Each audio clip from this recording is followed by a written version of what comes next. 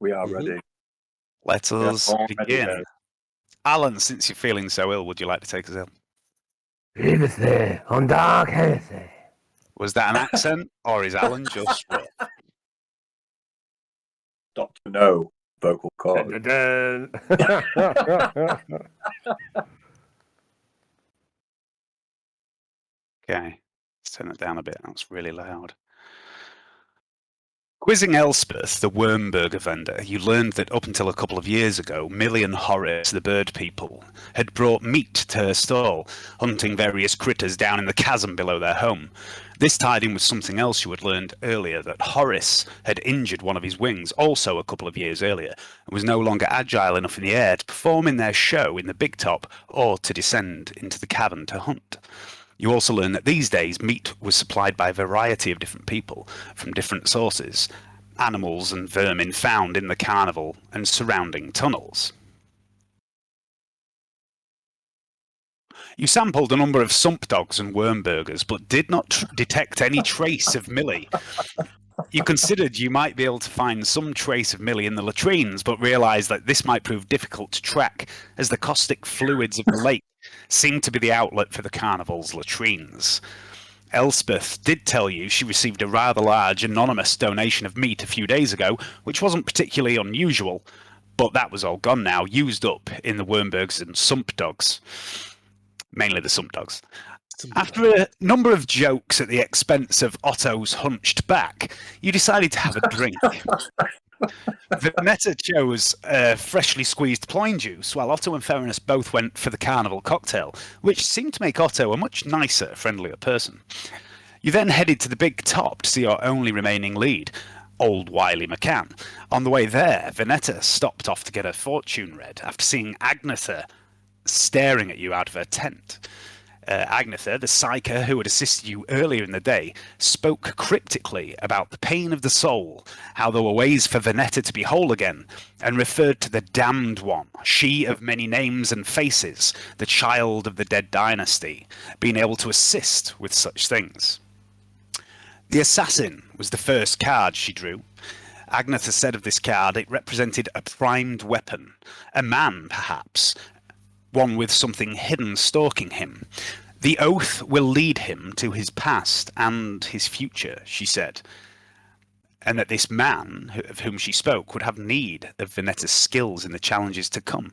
You must take the oath with him, she said.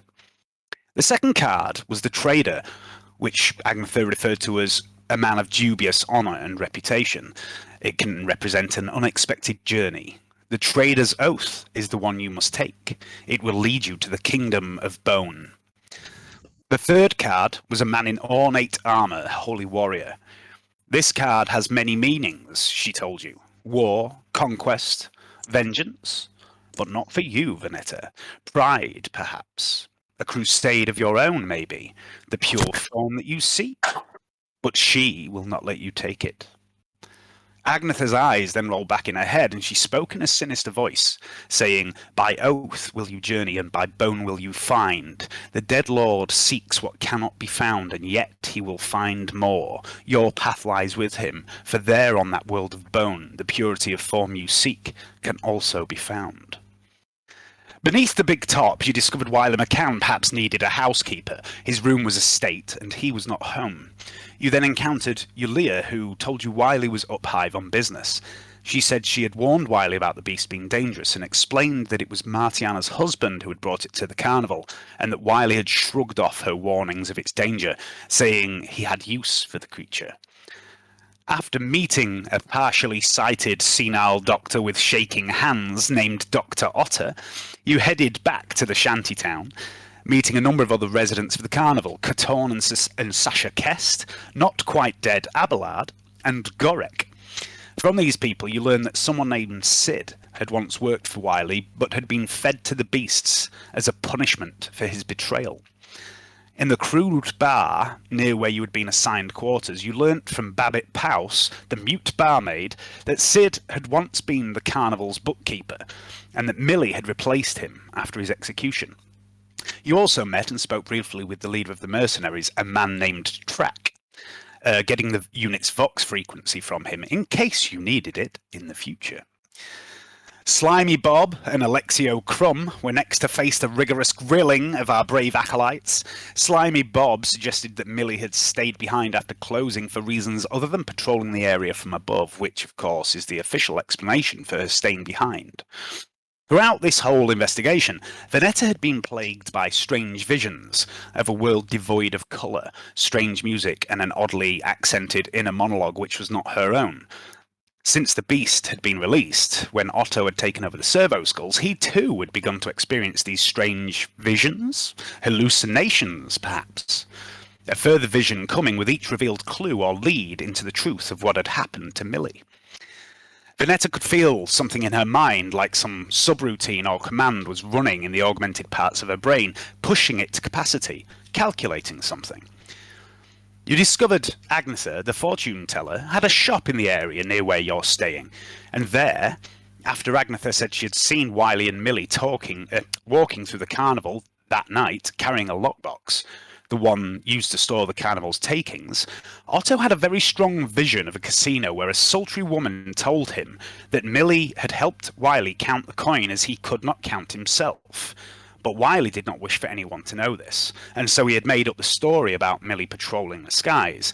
She claimed Wiley didn't trust anyone after Sid's betrayal 2 years earlier, which explained his secrecy regarding Millie being the new bookkeeper, and perhaps his unwise decision to store the takings in the beast's cage.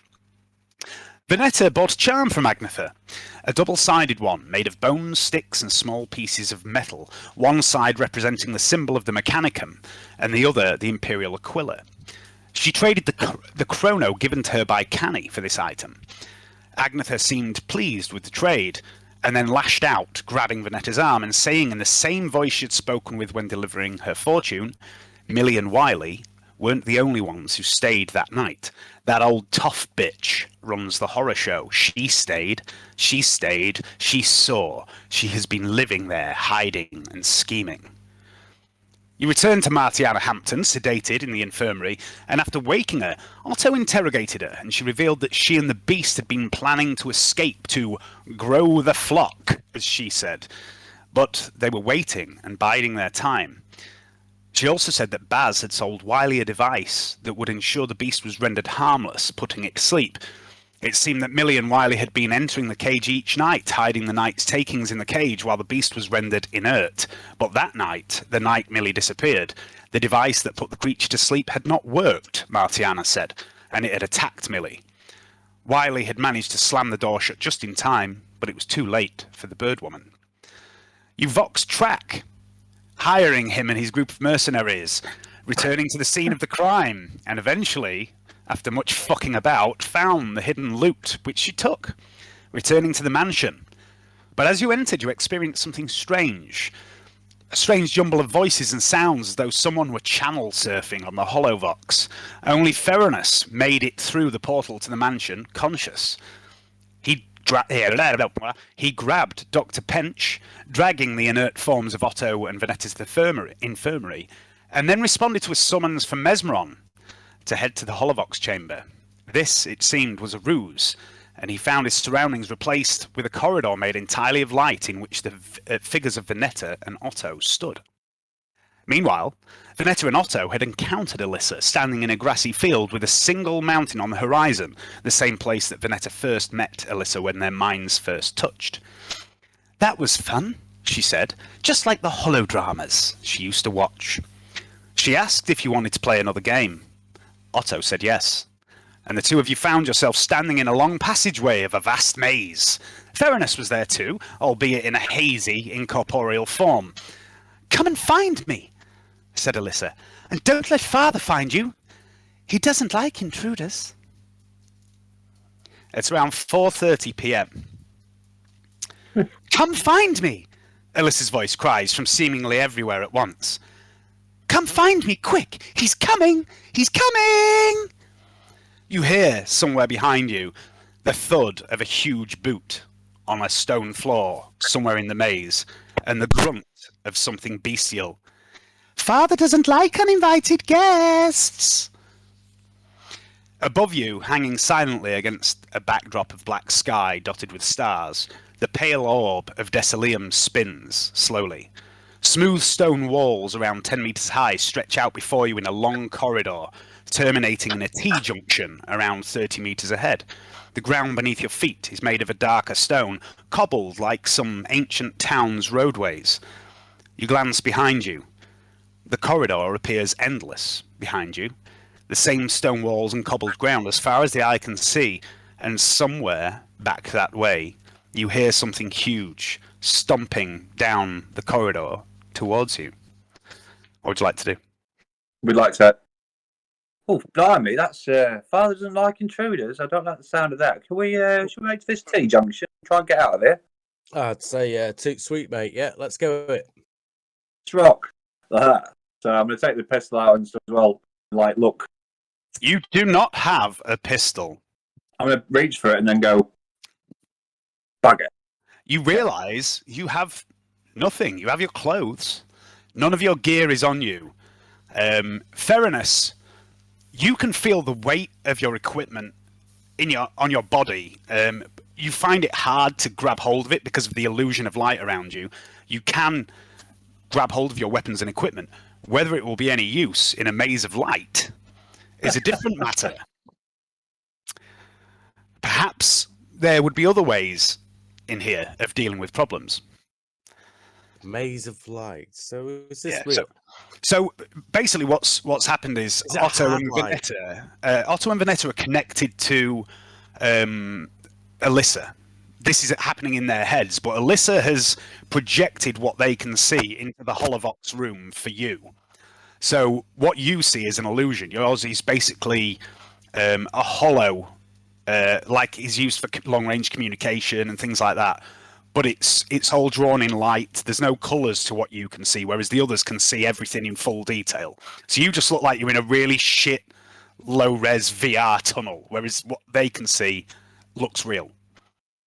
Okay. All right. This is like a bad episode of Tron People. It's a bit like a really lo-fi version of the holodeck of Star Trek, is what you're experiencing, Baroness. But to the other two, this looks and feels real. So Okay. for you, it's like Your head's all old 8-bit. Is it like Your old eyes are Doom? 8-bit. Fair Your face is 8-bit. 8-bit Doom. 8-bit smile. Hey, so what are you doing? Let's Another go. fine mess you've got us into, Otto. Look, I'm just here as an observer in your brain. So, what are you going to do? Where are we going to go? I say we head for the only visit. We're in your brain, Otto. Only you are crazy enough to make this up. This isn't I my suppose brain. you're This right. is your brain. This is all your Amazing, fault. isn't it? Amazing, isn't it? And then I'm going to start trudging with purpose towards this T-junction. Okay. Are the rest of you following him? I suspect we've got no choice, so we shall follow Toot Sweet as per Railroad! Ference's lesson. Sorry? Railroad! Well, we could stay and get eaten by Father, but there's Yeah. always a choice, right? Okay, so you approach the junction and you peer down each of the branching pathways. Both passageways are about 15 meters long. At the end of the left-hand corridor is an ornate wooden door carved with designs of books and scrolls and the symbol of the administratum. At the end of the right-hand passageway is a heavy-looking metal door bearing the symbol of the Inquisition. Oh, Let's go to the Inquisition. the Inquisition? I don't know. I prefer my books and scrolls, if I'm honest. A bit more familiar with that. That's my choice. We could split up if you want. What goes wrong when people split up? Nothing. We can cover more ground. What do you think? Well, you lot. Let's on. stick together. I'm with Ferenc. Let's go right. Okay, then. Let's go right. Okay. No, Inquisition. I'm just going to start chunting it. Scrolls, right? Go on. So Oh, quit your whining. you head down Let's this. do it. You head down No, this I short will not. passageway. I am making a legitimate gripe. My skills lie in books and scrolls. They don't lie in big metal doors with the Inquisition symbol on. But we'll go that way and let's see how it pans. Okay. You head down this short corridor to the right and approach this door. It looks quite heavy, quite sturdy, and it appears to be made entirely from a strange black metal. You reach out and touch it, and it feels cold. And I would like all three of you to make an awareness test at +10.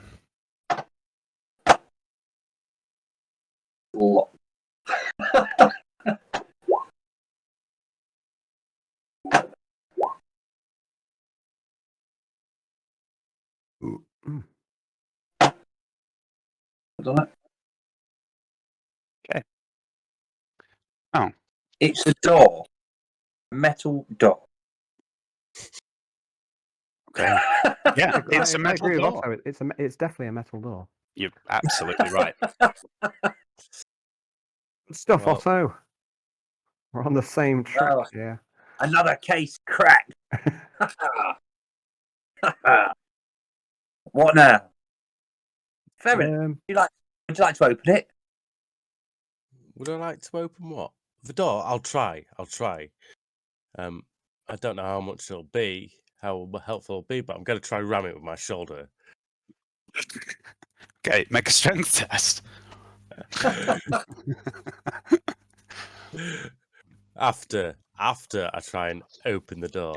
You're just going to try and open it. Yeah. I like Okay. to build up to this. So you reach out and you try and grab hold of this handle. Your hand passes straight through it, but however, the door seems to sense your intent. And although you feel no physical sensation, the door responds. And it pushes open inwards with a tortured, rusty squeal. And blackness, utter darkness, floods out and engulfs all three of you, enveloping you. And for the briefest moment, Otto and Vanetta, you feel nothing at all. A complete absence of sensation, like a dreamless sleep or perhaps a taste of death. Therinus, you see once more the sparse chamber of the Holovox room. The projected light images of the corridor and this door disappear, and then a new chamber flickers into being as though being drawn from the ground up by an artist who weaves pure light. And this new chamber begins to draw around you. Otto and Vanetta, you see the same chamber appear around you, but the effect is different from your perspective. It's more like the world a moment ago was a black canvas that is now being washed away by rain or perhaps tears that run down in front of you. Rivulets of colour and shapes run down out of this nothingness into your vision and eventually form a complete image. And all three of you find yourself standing in what appears to be the cell block of a prison. And it looks a little something like this.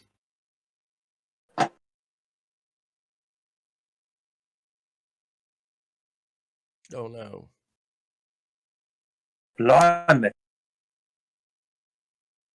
Okay. Oh goodness. Familiar to you, Therinus? No, sense to you, no, I have not served time. Vanetta? So, just look Well, familiar to You've not got banged up in here for being a mutant yet, then I see. Oh, behave yourself. Who's the mutant? Well, do you We've want work to to do. We've work to do. The barred metal door, which was a moment ago was Transformity, solid. It's not a mutation. Fairness, I must have to point that out. To many people, I am no mutant. I am merely. You might say it's where I store my extra brains. I don't know. Be. Heretic. You're no mutant. You're just a cripple. I resemble that remark. Back up data storage area with like little plugs coming out of it. Probably. Yeah. That's what I'll convert it into that. I'll get Vanessa to wire a frame to us. Now there's an idea. My data bank. Let's go. This image, you know, when they used to like get electricity being generated out of a potato. Yeah. I've got an image of doing that with his hump somehow. I don't know. This is what's just popped into my mind. I don't know if that's technically feasible, but The Otto jump starting a car by jacking it into his hump. Yeah. That's the one. Theranos recharging a las gun in an emergency. Just run a wire into the old ump, Theranos, you'll be alright. Okay. That sounds Shall we, like a shall we plan. have a look? Shall we have a look around rather than insulting each other all the time? We're supposed to be on the same side. Oh, I really enjoy myself for that. Indeed we are. Yeah, I like to give me a stick too. We like. Does this mean you'll keep the creds? You'll help us keep the creds then, Vanessa, being as we're all on the same side? Creds, the creds. You want me to help you guys steal from Canni, or from Canni's family? We're not stealing from Canni. We're stealing from a man that exploited Canni. There's a significant difference. Told you before. I won't lie to him. I'm not going to lie to Canni. You know. Don't have to lie. Don't have to tell him anything. That's not lying, is it? You're not saying nothing. You ain't lying. Yeah, Surely your logic makes process that. Well, it could be a lie of omission. We might call that, Otto. You're a clever man. I'll think of something. I always. I think Canni's going to snap you in two like a quaver. I was telling him that you sold that chrono that's gone missing. You know the one that he gave you. That was his heart and soul. That chrono he gave it to you with the best intent. You know, Otto. I just want to say for a brief moment that I don't believe you were ever in the room when that occurred. That's true. But I did know. I want to invoke the chicken.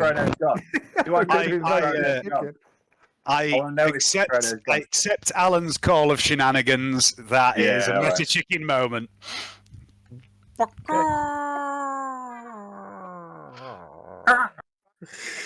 No, were you fucking meta chicken? Right, no, anything is possible. It's a virtual world. Okay, so let's go. I mean, I don't know. Maybe Canni will be happy if you just cut him in. I don't know. Maybe the shared that experience 5 minutes ago or something. You know, when the mind melded. I think. Yeah, exactly. Yeah, fine. There is a chance. I like it. There is a chance. There's lots of levels of metagaming going on today. I see. Where it's only doors. We'll come to the whole shared memories bit at some point. Honestly, I think that trying to steal that money, it will blow up in our faces. I generally think these Canni folk, they've given us a safe place. They've invited us into their home. We can't rob from them when they've been so friendly to us. Sure. Could you just do me a favour? Could you deactivate your morality? Thank you. It's no longer required. We work for the. Okay. And I'm gonna start walking the cells and looking around, starting to look around. So the door. I don't think I like him very much anymore. Yeah, the drink one off. It was only a brief. It was only a brief change, in my opinion. The door that shuts behind you as you hear it clang, it doesn't seem to be a solid metal door anymore made of this black metal. It appears to be barred, a barred door that separates this cell block you're in from another cell block behind it that is almost identical. And you look around at the new surroundings and you see these individual cells, and etched above each of these cells is an identical alphanumeric identifier in High Gothic, which reads Epsilon 5. Numerous strange wards and runes, similar to those you have seen surrounding the cells in the basement of the mansion, surround the armor glass windows that separate the cells from the central space you stand in. And you see a number of figures, one in each of these cells. Humans, although some do appear to display some minor degrees of mutation. And they vary in age from being incredibly young children, 10, 11, 12 years old, all the way up to elderly men and women. Some are dressed in the finery of nobility, some are in the rags of underhivers, and everything in between. And they all look cold, hungry, and most of all, they look deeply afraid. One or two seethe with anger, defiance in their eyes, and one stands stock still, glaring out of the cell at you guys. And their body is completely wreathed in flame, although they don't seem to feel any pain. Imperial aquillas, symbols of the Inquisition, are stenciled on the walls all over the place, regular intervals, above every door. And everything is painted black, save for the bright yellow handrails on each of the tiers. And as you look up, you see there's dozens of tiers identical to this level you're walking on. And you can smell a mixture of human waste, sweat, and disinfectant. And the sounds you hear are the sounds of these tortured souls as they weep and moan. And then a voice speaks and says, "They call it a black ship." Alyssa's voice comes from seemingly everywhere at once. "Father told me this would be my fate when my powers awoke. He showed me this vid file. People like me, people with gifts, they are taken and used as a source of power. He told me he could keep me safe. He could hide me within the machine in the foundry, that no one would find me there. He said I was there so long, alone and afraid. And when you came, when you rescued me and took me to your home, I saw things. I felt, I heard, I learned so much. It wasn't true what Father told me. Some like me are spared and given a chance to serve the God Emperor, like Lady Machenko and Miss Midkiff. They were given a chance. I've read their files. I could have served too, but Father locked me away. He made me run his machine. I hate him!" The world begins to tremble. "Antonia says I can still serve, but she keeps me here, in this place, this mansion. She's no better than Father. She's just like him, but you are different. You let me out. You let me play." Alyssa's voice changes again as she continues to speak. No longer the young, afraid girl you've become accustomed to hearing. She sounds older and more mature as she says, "I have a gift for you, Venetta. I have placed a compressed duplicate of myself into your memory banks. It's not quite as smart as I am. I realized when I first climbed into your head that I could hurt you, damage your mind. So I tried to stay quiet. But this version of me, this one I give you, it shouldn't cause you too much trouble. You can call on me when you need help. I can make you smarter. Almost as smart as Otto." Venetta, you feel something. The heat you felt before in the carnival. Something moving out of the circuits of your internal enhanced memory into the CPU that boosts your intellect. And for a moment, you glimpse its power and its potential. From now on, Alan, once per game session when you have Venetta, you can attempt to summon Alyssa's duplicate. It requires a willpower test at +10. On a failure, you take an insanity point and a level of fatigue as you become overwhelmed by Alyssa's programming. But if you pass, you can choose between +10 intelligence for a single intelligence-based test, or you can choose to acquire the logic skill for a single test. If you gain logic at a later stage, it will grant you +10 to your logic. This potentially can be upgraded later. The voice speaks again, back into its childlike state, and says, "Let's play. Come find me." At the far end of the cell block, a few dozen meters away, you see this cell block is separated from yet another identical cell block by thick metal bars. 3 gates are set into the wall of this bar, but behind each of the gates is an inky blackness like the one that rushed out at you when you entered the cell block. What would you like to do? I would like to go investigate near the door. You come in the door, people. I want to see if there's a exit, a switch, anything. Would I have heard Alyssa telling? You all heard her speak, but only Venetta heard the bit about the gift. Okay, then I can't say it then. But no, I'm going to start looking for a way to open the door. Okay, so there's 3 different doors. One on the left, one in the middle, one on the right. So there's no identifying feature either any of the doors. Make an awareness test. +10. No pluses for this. +10. No. I'll make one. No. Me as well.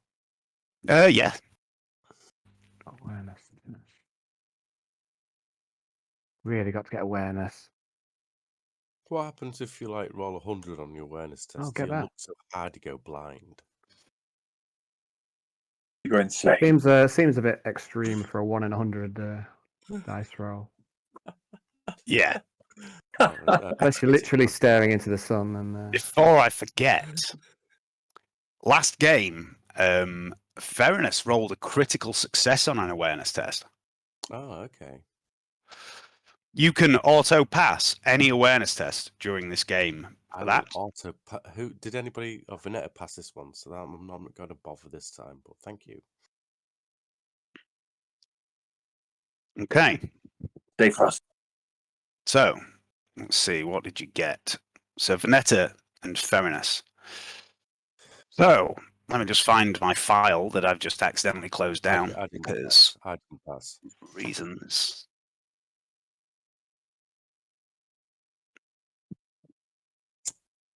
So these 3 doors.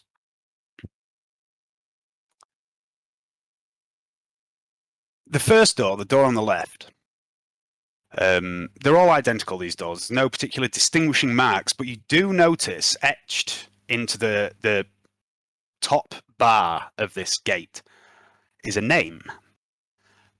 And the name is Graven. I would like all 3 of you to make a intelligence test. Otto will get a +10.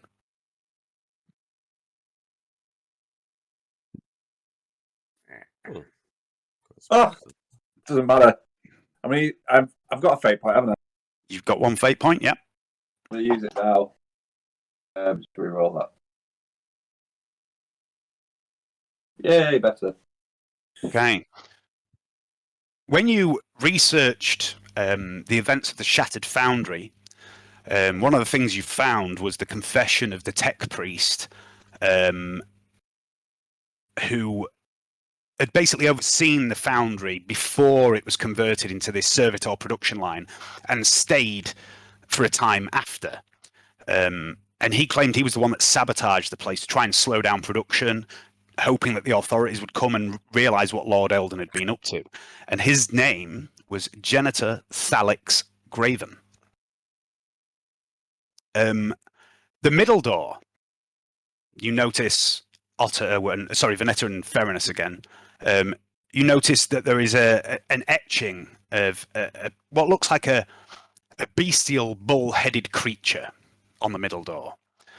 The door on the right is marked with a symbol that looks like it might be the Mechanicus, but Vanetta, you automatically know what this symbol is. This is not the pure symbol of the Omnissiah. This is a twisted, corrupt mirror of it. This is the symbol of the Dark Mechanicus.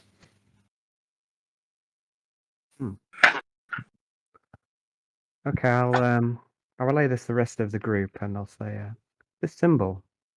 It's what the heretics use in place of the holy symbol of the Omnissiah.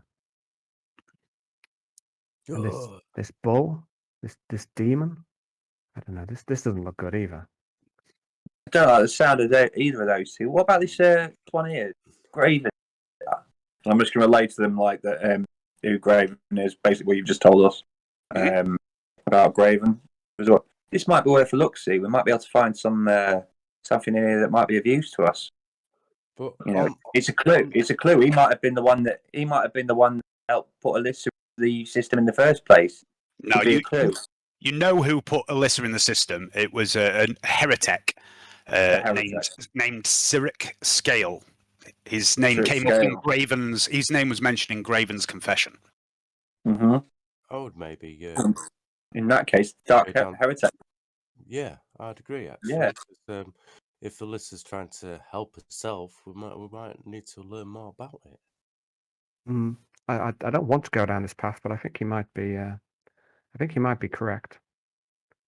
Let's try it. I don't think the bull-headed one's a good idea. That looks suspiciously like what Father might. In myths of old, the Minotaur was, the bull-headed creature was the Minotaur that lived in a labyrinth.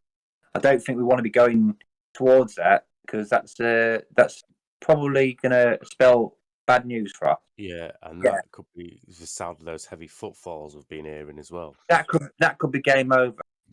That could be going from start straight away and not finish. I don't feel like I'm here properly. You two look all 8-bit to me. That head looks like Pac-Man. and then his back looks like another Pac-Man on top. Vanetta's like a talking square. I don't know what's going on with my eyes. So we're in agreement then. Are you ready to tread the path? I'm going to look at Vanessa and say, "You ready to tread down the dark path, Vanessa? Are you ready?" So sometimes you are intolerable. That's your way of telling me you love me. It's okay. I'm used to it. You play hard to get, and then I'm just going to go straight for that door. Which one? Sorry, The dark heretic. the The one dark with, mechanic. the one with the symbol of the dark mechanicum above it. Okay, you try the door, and it appears to be locked. However, Otto, I would like you to roll a d10, please.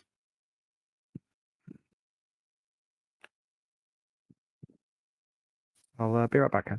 Okay. Right. Okay. Yeah, nothing happens. You just the door is locked.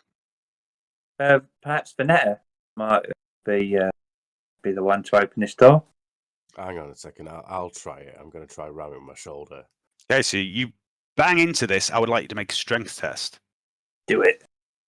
I'm gonna bang it. I feel like Hoggle. Do it. Oh, I hurt myself. Oh, my arm is now. Ernest is like Luda. And then Vanetta's like that. Oh. Fern isn't all that big and strong. It's just a Vanetta friend. just I would like you to roll a d10 as well for me, please. Fairness. Okay, rolling your d10. A 3. Mighty. Okay, you bang into this door. It doesn't seem to budge at all. In fact, you kind of feel like you passed through it and hit something beyond it, and then you realise that what you can see is a door of light, and you've maybe just banged into the side of the Holovox chamber. But although you hit the side of the Holovox chamber, the bars of this door rattle incredibly loud, and somewhere in the distance you hear a bestial roar. Can you hear that, people? Like that just does not sound good. I'm electing not to. I'm just. Is your tummy rambling? I don't know if I'll just like. Is it yours, Vanessa? Hit the corridor pretty hard. With It must be. Yeah, that's what it must be. I reckon Get your friend Alyssa to rustle up some cyber snacks, because we're going to need them for our long journey.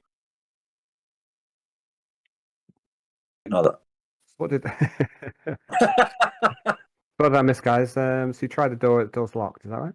It was locked. Ferrinus tried to barge it, and he passed through, obviously, because his version of the door is made of light, and he hit the Holovox chamber.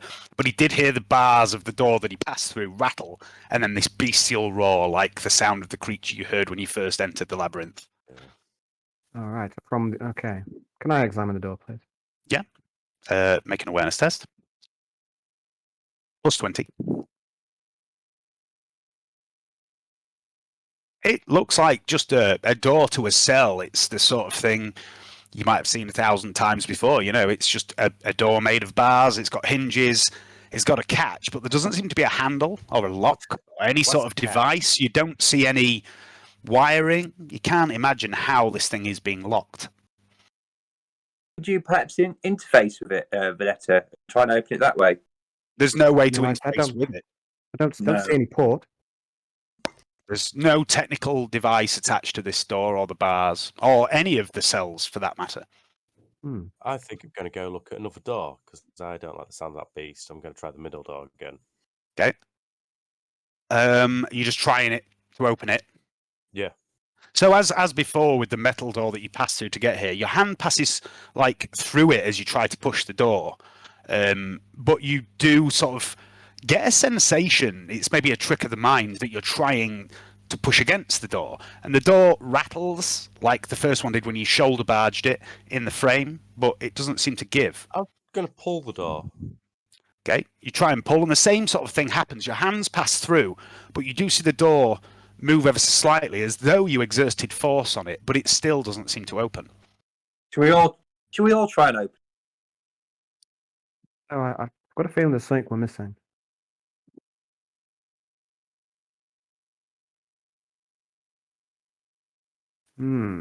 I'd like you to roll a d10 twice as well, Fairness, please. Yeah, okay, sorry. Saki moment. Sake. You Saki. Yeah! I don't know what for, but yeah! 10. And another one as well, please. Yeah, fucking 10. Oh, okay. Yeah. So as you push the door, and there's this slight rattle, it sounds exceedingly loud in the cavernous space that you're in. And again, you hear the thud of heavy footfalls and this from somewhere in the cell. Then you pull the door a little gentler, bit warier. You don't make as much noise the second time. Fuck me, I reckon Grok's here. Okay. Try the other door. See if that one opens. The graven one. Let's try that. Maybe something to be learnt in one of the cells. Or from one of the prisoners, perhaps. Do we hear footfalls at all? You did when Fairness rattled the door, the middle door, the first time. It seemed to be getting closer. No good. Situation. Should we try the final door first of all before we do anything? Yeah. And then let's try that final door. Should we all try and pull it together? Push it together. Teamwork makes the dream work. Hello. Yeah, let's all try. Okay. Okay, so you're all pushing the left-hand door? Does it look like it pulls or it pushes? You can't tell. The hinges aren't really obvious which way they swing. Is there a fold on the door on our side? What we can see, like a lid? No, it looks like the way the hinges is arranged. It looks like it might go either way, but there's no handle. There's no obvious way that this door's shut. You can't see a latch or a bolt or anything. You can't see any obvious reason why this door isn't opening. It just seems to not move. Can I knock? Can I knock on the door? Yeah, you can knock on a bar if you want. Do it. Okay. Roll a d10. Just knocking at the door. 9. You knock on the door, the sound rings out throughout the cell block. Okay. So let's get pulling or pushing, whichever we're going to do. Yeah, let's all push together. Are you ready? Try it. All together now. Okay. Okay, let's go. So we're doing. So you're all pushing on the door. Yeah. Yep. I'd like all three of you to roll a d10.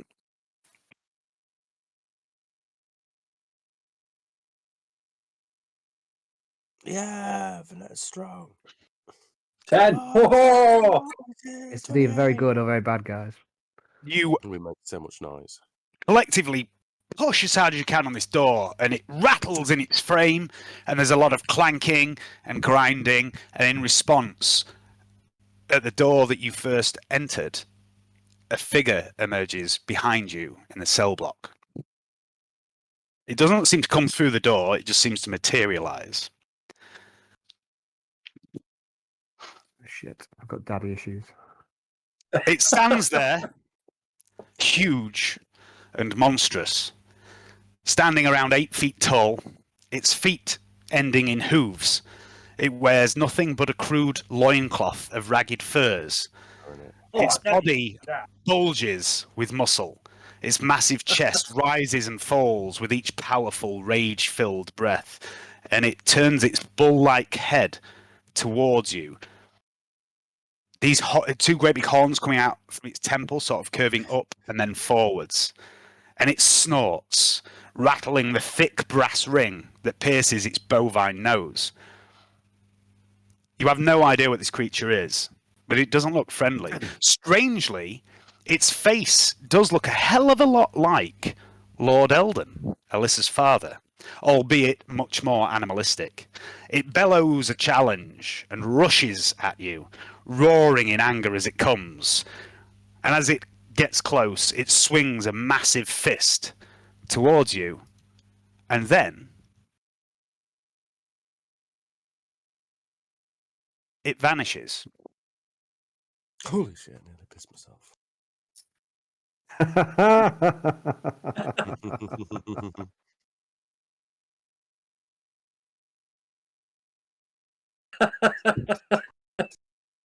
Does this music suddenly start up?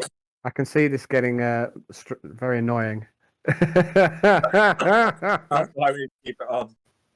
No. I mean, like this bit, because I've got a feeling we're going to fail this labyrinth for multiple times. Fairness. Yes. Gives a clue, Governor. The transparent corridor, the beast and your companions, all of which were made of light, vanish before you, and you stumble for a moment, disorientated as your senses try to compensate. The reality of the Holovox room reasserts itself once more. The central table and chairs begin to ascend out of the floor, assembling themselves out of fragments of the pale, bone-like material. Otto and Venetta, simultaneously, you both jolt awake with a start and find yourselves in the infirmary. Dr. Pench shrieks in alarm, dropping the tray covered in medical equipment that he carries. God fucking Emperor on terror! You didn't half give me a fright! All three of you hear a voice in your ear. I win, Alyssa is the champion. Better luck next time. Oh, I'm just going to get a beer. Bloody coffee. Ding, ding, ding, ding, ding, ding, ding, ding. like I say, I've got a feeling ding. we're going to run the labyrinth a few times. Going to fail a few times, and that fucking game over thing's going to get quite annoying. I've decided. I don't know if his little boy's face looking at We him. didn't get very far that time, did we, guys? No. You did not. No, we didn't see the clues.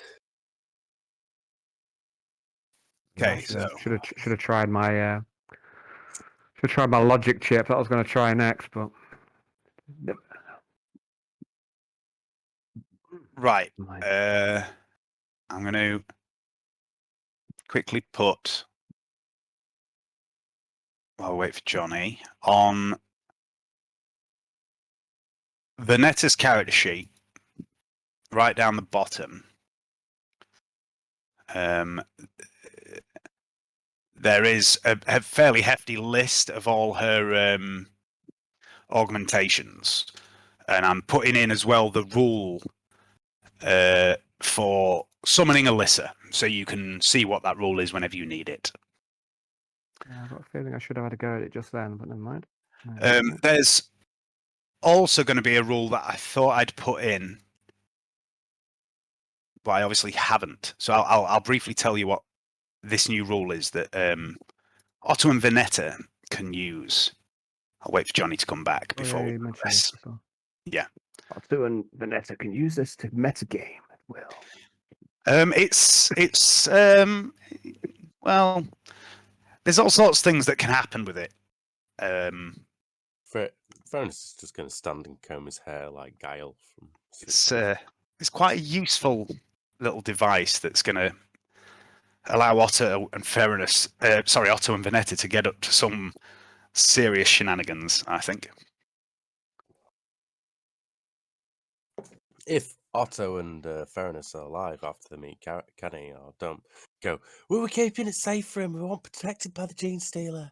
Well, it looks like Otto's doubling down on like trying to steal it. So I just can't see how this is going to end.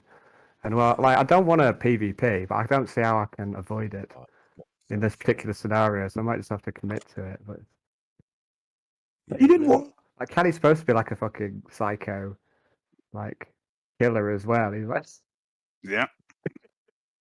I know it's bad to say, "Oh, my character would do this," but well, I the think thing it is, I genuinely think would. there's times that you do have to do that. There's times when you should avoid it to be a dickhead, but there's times when it makes perfect sense. Yeah. And as a GM, I prefer to avoid PvP unless it is justified. For example, in my D&D game, where it was just a pair of clowns trying to be dickheads to each other, I went out of the way to try and stop that, and I pulled some pretty fucking meta chicken bullshit myself to stop it happening. Well, your arrow passes through him. Ooh. Well, what I actually did was I summoned a random NPC druid who cast Hold Person on them both.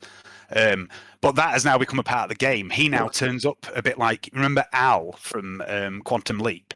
Uh-huh. Yeah. He appears like that now. He just sort of appears in the middle of the game whenever there's trouble and just stops them. But but they've stopped doing it now. So anyway, this new rule that Otto and Theranos can use. The neural link, anyone can have one of these fitted. You currently don't have any more. They basically plug into cerebral plugs. You took 2 from the facility in Dramar district back when Siegfried and Gaius first met. So Otto has one, Veneta has another, and they plug into their cerebral plugs that they have. Anyone with cerebral plugs could use a neural link. They do a few things, one of which you've already experienced. If you're within 100 meters of a servitor, you can effectively take control of the servitor. You already know that. You've already done this. There's some rules for that, which you don't need to worry about. You can just say you want to do it, and I tell you what happens. Another thing you can do with the neural link is you can permanently bond with a servitor in the same way that a servitor is programmed to follow a certain master. And to do this, you have to spend a certain number of hours and pass a willpower test for each hour involved. Once bonded, the servitor will follow verbal commands or commands issued from the neural link. The other thing you can do is connect to other characters fitted with a neural link. Veneta and Otto. You did mention this before. Yep. Veneta and Otto have already experienced this to some degree. There's a few things you can do when you connect. It does require consent from both parties, mostly. So, the things you can do, limited telepathy. It's not strictly telepathy, it's a broadcast, it's a technological thing, but it works in the same way as the psychic power telepathy. Mm-hmm. You can speak directly into the minds of anyone equipped with a link. The range is about 1 kilometer, which may be reduced by certain conditions, such as being deep within a hive city. Mm-hmm. The second thing you can do is knowledge augmentation. So whenever a character equipped with the neural link, this only applies to Otto and Veneta, by the way, not anyone who would wear it. But because you two have shared experiences, you have this knowledge augmentation ability. So when one of you makes a law-based skill, such as common law, forbidden law, or scholastic law, in any of the skills you have, if the other one is within range of the link and is wearing the link and has the knowledge of that subject, you can make a +10 willpower test. And if you pass, you give an extra +10 to the character performing the law test. Very good. You'll also both notice that the pair of you have now got some extra law skills as basic skills. So they're half your intelligence, but you basically now have access to each other's law skills, albeit in a limited form. Oh, I thought my skill list was looking a bit plumper than usual. Cool. So Veneta now knows a bit more about the Administratum. Otto knows a bit more about Mechanicus. Another thing you can do with the neural link is shared senses. You can link and share sight, hearing, smell, taste, and touch. This requires a willpower test from both parties. If either of you fail, though, might not be good. There's definitely some abusive possibilities for this. Get a load of this. This link. There's also shared knowledge. If you both consent, when one of you gains a new law skill, you can make a +10 willpower test, each of you, and if you pass, the other character gains that law skill as a basic skill, so at half your intelligence. That's cool. If you fail, might not be good. And the final thing you can do, and I know I'm going to regret giving you this, Teleport. is forced entry. Ooh. Nice. You can attempt to force your way into the mind of someone else fitted with a neural link. So this doesn't just apply to Otto and Veneta. If anyone else had a neural link, you could do this to them. You can force your way into the mind. It's quite tricky. It requires willpower tests for both parties. If you fail, might not be good. If you succeed, as the defender, you can prevent them getting in. And you're always aware of someone attempting to do this, regardless of the success or failure. And you will be aware of the intruder's identity if you've encountered them before. Once inside, you can share senses, steal knowledge. You can steal a certain number of facts or memories, all sorts of different things you can try and do with this. But as I say, if it goes wrong, there can be bad side effects. Okay. So I will put This is just payback for me letting Johnny try and venue out the ship the other day, isn't it, Dave? No, It's this just the arm actually race. It goes on and on and on. this was written a long time before that. To be fair, I'm joking. no, you haven't got to the payback bit yet, Alan. I've been telling a few of my buddies about that. I mean, I was super proud of that bit there. It was really good. Right, so Veneta, Otto, you're in the infirmary with Dr. Pench looking a bit startled. Trantia's there reading a book. Titulos is there, but he's asleep. Theranos, you're off in the Holovox room. So we'll start with Theranos. What would you like to do? I'm in the It's about Holovox 5 p.m. Yes, the Holovox room has repaired itself back to its original state. The Have I light, got my money near me? the money from the carnival was dropped when Otto and Veneta collapsed to the floor. It was last seen in the entranceway of the mansion. Right, I'm going to go back round to the entrance then. Okay. You head back round to the entrance into the foyer. And there you see all these bags. All these bags of thrones that were left there. It appears that no one has bothered to collect them. Gonna start dragging them off. Okay. So they're fairly heavy. Where are you going to stash them? It would take a number of trips to carry them all. Oh, gonna start stashing them everywhere. Right. Give me a second. After you guys have stolen from the carnival, is now Theranos stealing from the other acolytes? Is that what's going That on? way. No, Okay. look, I've got to move this for us all. You don't understand. Have I got my earpiece on? Everybody else will hear me. You've got all your equipment back yet? Yeah. So, I'm going to drag the first bit off. Our bedroom's on this floor. No, your bedrooms are on the next floor up, I think. No, the second floor. You're on the ground floor. Then there's the first floor. Your bedroom's the floor above that. I'm going to stash a bit into the engineering workshop. I don't like losing games. Whose fault was that? Oh, well, if we'd have gone the way that I to go books and scrolls, we might have gone a bit further. But obviously, what do I know? Just Obviously not enough. Well, not about prison cells, I do not, Vanessa. But books and scrolls, that's my thing. Let's try all rattling the door at the same time. What sort of idea was that? Well, you rattled it too. Well, I was just following your lead, Otto. But I regret that now. Who said I was in charge? Well, yes. If I was in charge, we would have gone to the books and scrolls. You know, you chose to go You've through got this an answer door. for everything, haven't you, Otto? I do, because I'm right. You're wrong. Okay, so Little man. you drag the first 2 bags. There's about 13 bags in total. You drag the first 2 bags to the engineering workshop, Theranos. Yeah.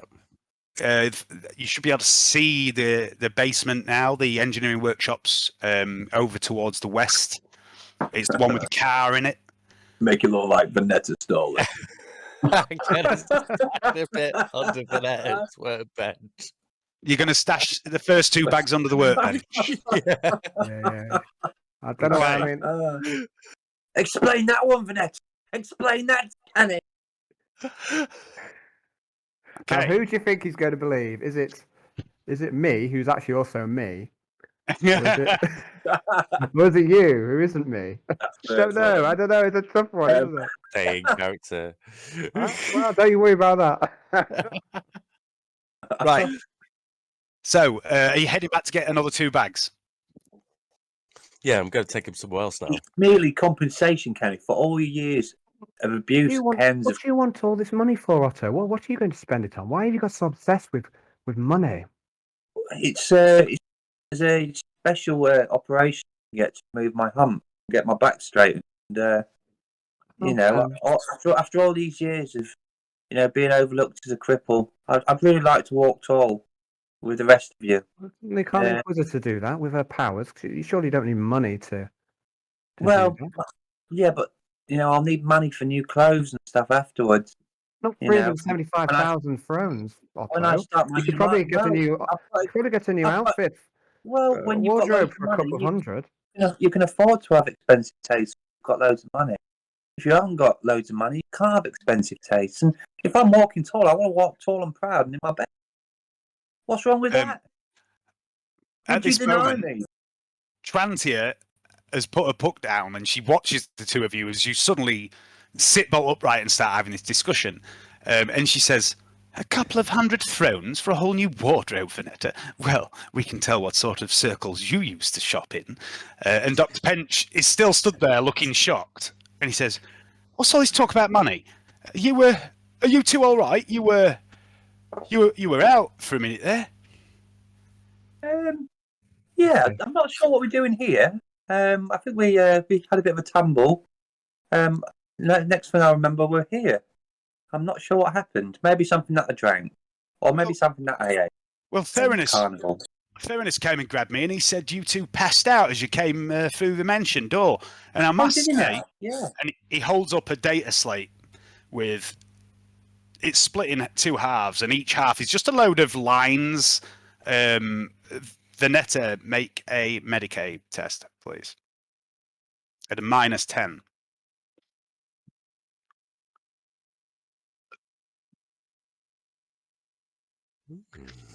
You know what these are. These are life signs and also brainwave scans. And on the left and the right-hand side, there's obviously 2 sets of data, and they look startlingly similar to each other. And he says, "You 2 were like having some sort of dream. I did a scan on you, and it was like you were both having the same dream or something. It was a bit like what happened to the Inquisitor, and she passed out the other day. Do you remember anything?" Nothing of consequence. Nothing I want to talk about. No. Otto, No. make a deceive test. Well, doesn't deceive anyone. Deceive. Vanetta doesn't have deceive. to. Vanetta didn't lie.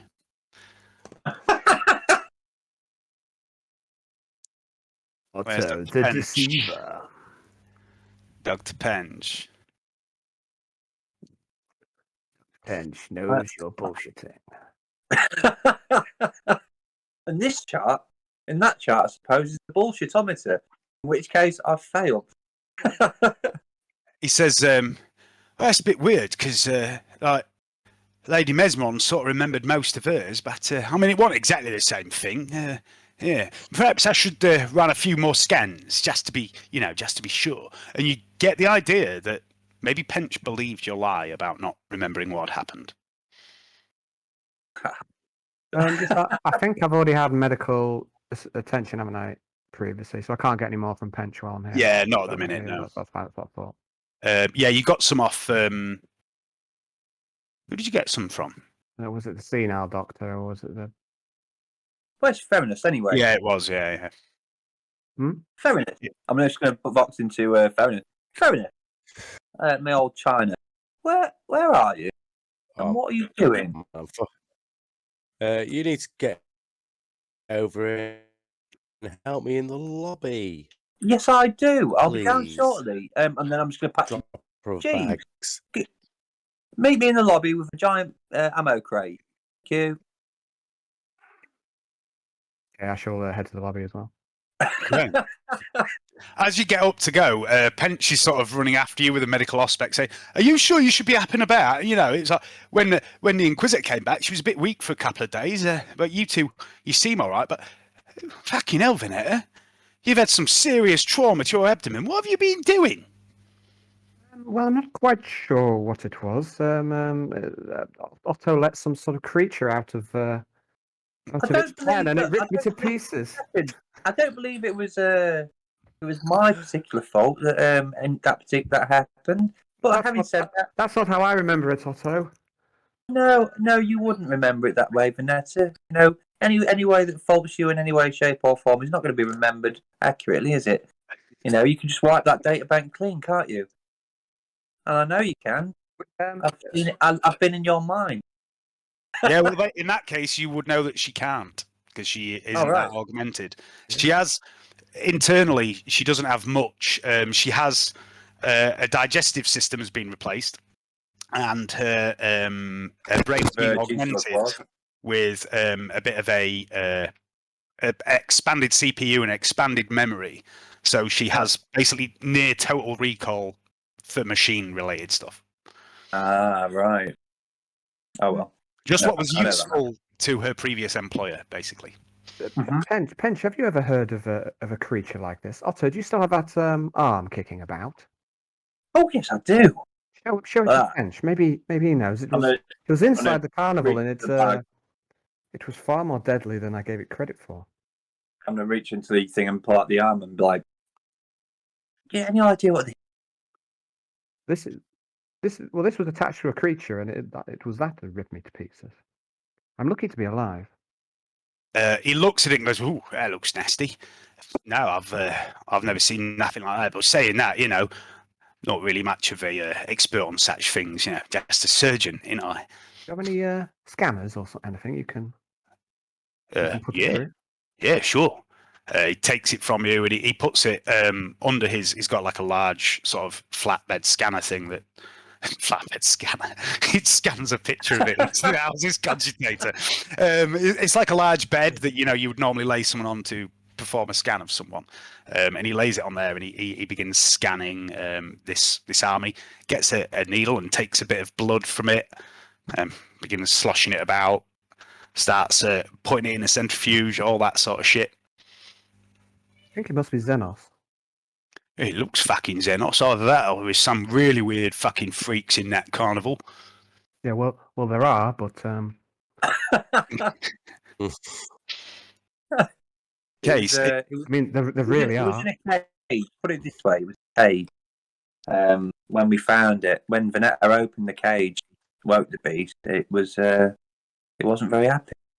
So aren't we to get to the lobby? Isn't there something there of value to us?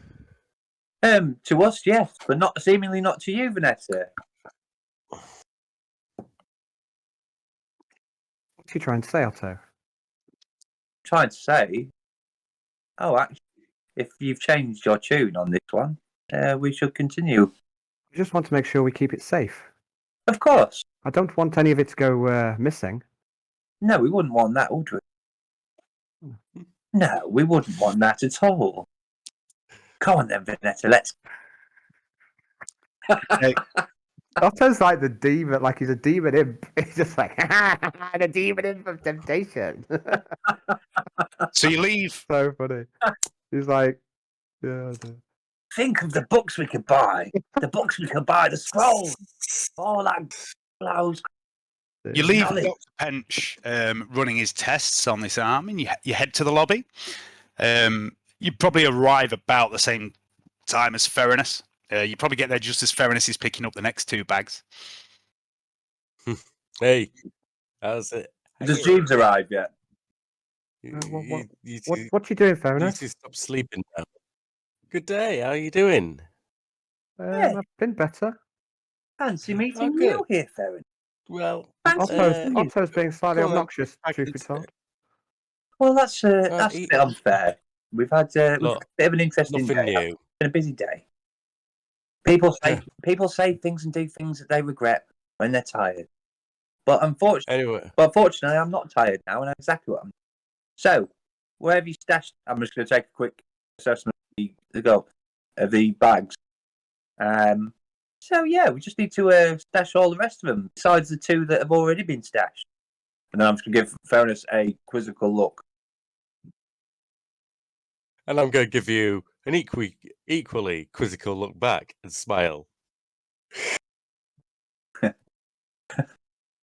I trust you, Fairness. I trust your discretion matter. Let's continue. Okay, so, G, are you near the lobby? I'm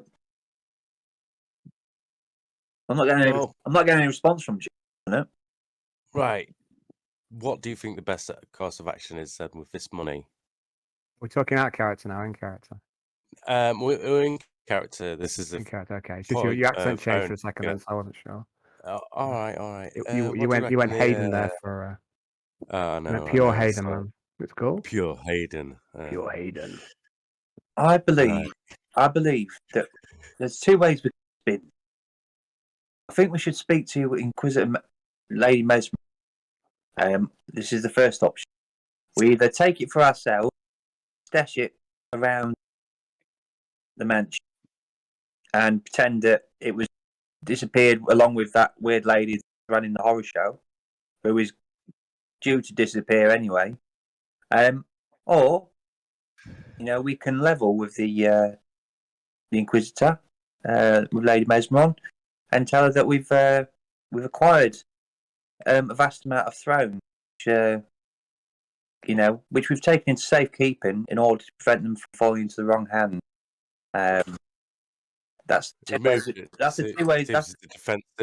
I like that idea. We've moved it so the defense hasn't gone. Remember to take your cut before we pass it over. What say you, Vanessa? I'm sure Canni would understand if we just moved it for safekeeping. He'd thank us for that, wouldn't he? He would thank us. He wouldn't be angry, would he? He wouldn't be angry with us. He wouldn't be angry with us for protecting. We can tell how Wiley we've got it. But we're not going to steal from the Carney folk, are we? Surely not. No, we're not thieves. We're merely transferring it to another account, safer account, in order to prevent any loss. That's how I'm just going to put it to Vanessa. Okay, well that seems reasonable. That makes sense. Well, I'm a reasonable person, Vanessa. I don't know where people get this impression that I'm. And then I'm just going to start looking at Fairness. I'm just going to give Fairness a look, so that Vanessa can't see him. Just wink him. Fairness is going to take Otter to the side and just go. Remember what they said. Wiley can't count, and he ain't gonna count it anymore. Indeed, he hasn't. Two bags could go into our hands. And then I'll tap my nose and carry on. Two bags each. Yeah. Well, I've only got two on stash. Apart from what's here. Is that one for me and one for... That sounds about right, mate.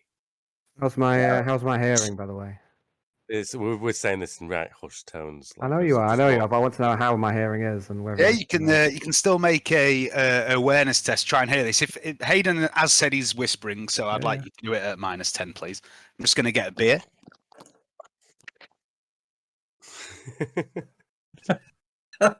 Yeah. The highest of the century. Yeah. I mean, it's quite obvious that they're muttering about something because you're in the same room. I'm going to use a fate point. Okay.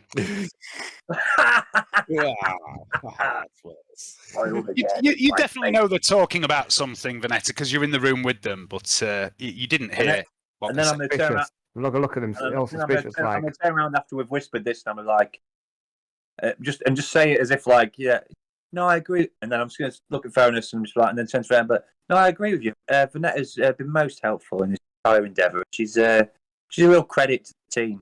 And then I'm just going to turn around because I thought, pretending like she wouldn't have heard that. Deceive roll. No, don't make me. No, I'm not. There's no way. There's no way I'm believing that fucking shit. I wasn't Make born. a at deceive the- roll, Otto, and Vanetta, a scrutiny roll from you, please, as well. I was born at night, but I wasn't born last night. Get an actual one. I was feeling the deceiving coming out. Oh, it's not so what's No. Oh my god. Oh. Ooh. Whoa. Oh, well, Vanetta sees straight through you like a glass window. I'm gonna make out like I believe what I was saying. Yeah, you definitely. Although you failed, you didn't fail as bad as the lie. So yeah, you definitely know that there's something amiss here. Think, About this time, Jeeves comes trundling down the corridor. Perfect timing. And he comes rolling over to you in the foyer.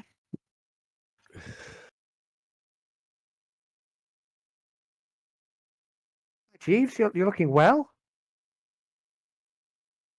He looks at you, doesn't say anything.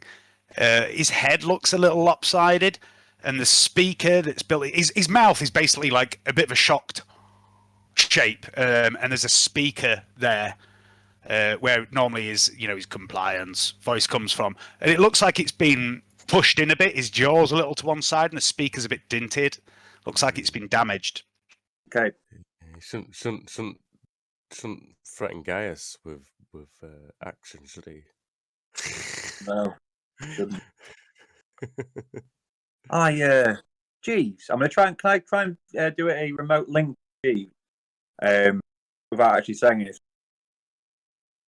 Okay, I've lost Jeeves's Hey, little icon. Dave, how many Yeah. times has Gaius actually shot at Jeeves in the game? Because he shot him a couple of times when he went rogue as well, didn't he? Yeah, he's been shot 3 or 4 times now, I think. By Gaius himself. No, Siegfried was responsible for one of them. Siegfried put around him when you thought he was attacking the Inquisitor, when he was actually trying to revive her. Gaius shot him twice, I think. And then there was the day you first met him where you didn't know what he was and you shot him in the head with a shotgun at point blank, which was just fucking incredible. I did laser damage to him. Yeah, you did. If he was anything other than a servitor, he would have been dead so many times over by now. I have no idea where I've put my little servitors. It's okay. Yeah. Oh wait. Jump his servitors. Add mech. Here we go. And where are we gonna put this? Where are we gonna put this creds for safekeeping? Somewhere with somewhere that can be locked up. What about down in the armory? Canni's room. Canni's room, yeah. Well, why do you want to put it in Canni's room? That doesn't make any sense. Because it's like a present, isn't it? It's like then Canni can make what he wants to do with it after looking at it. Because a number is just a number, but when you've got physical throne in front of it can affect how you perceive what you want to do. You know what I mean? You might go, "Oh, well, let's take it to Canni's room because he's tight with Wiley and Well, no one would dare steal from him, so maybe we could put his room. But I don't have a key to his room. But So, I've got a good shoulder.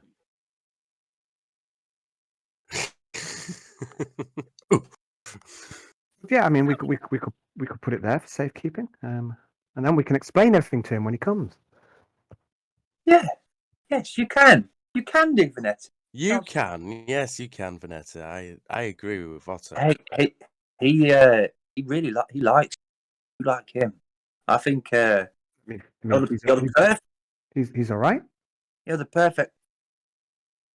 I'm just gonna look at him like raise an eyebrow. Yeah, he's all right. Yes, Vanessa. Right. So you can speak to him and then you just say, "Look, we've come into some money. Would you be able to look after it for us? And then we can decide what we're going to do with it." Yeah. How's that? What do you think? I thought we decided what we're going to do. We were going to give it back to We're going to keep it safe for the Canni. Of course. Yes, that's of course. right. I thought that was our decision. Yes, Yeah. We're not thieves. You said. Yeah, that's no. We're merely transferring the funds to a safer account. We're like a bank. Yeah. Yes, we are. That's exactly right. All right. So let's Okay. do we're that. agreed. So shall we? Yes, we're agreed. I'm just going to start. I'm going to get Jeeves. I'm going to open the case that Jeeves has got, and then start putting the gold into that, and then I'm just going to shove a shovel, shove a couple of those bags into my pocket, my robes. They're a bit big for that. A bit for that. Fairness managed to carry 2. Mhm. I would say realistically, I mean, Fairness has got pretty high strength. I think Otto would probably struggle with one of the bags. Okay. Venetta Aren't we just loading up the ammo crate? Venetta could probably let's carry load- 2 bags. Yeah, you're putting them all in the Yeah. crate, are you? Yeah, let Jeeves do the heavy lifting. Okay, so you load them into Jeeves' crate. He just stands there the whole time watching impassively. You are looking well, Jeeves. Whenever you address him, he turns his head to look at whoever's speaking, but the rest of the time he just sort of stares straight ahead. Venetta, make a awareness test, please, for Jeeves. Not for Jeeves, but for looking at Jeeves.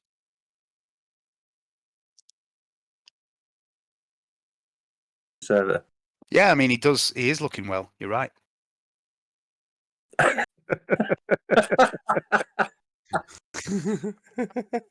Oh, dearie me.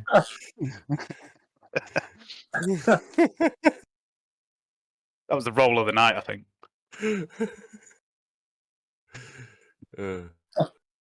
Vanetta's awareness isn't very good, is it? Really got to get that sorted. It's so painful. 'Cause it's such a common test to make. like- And It's like just staring at the bins or something while you're telling her to look at the planes.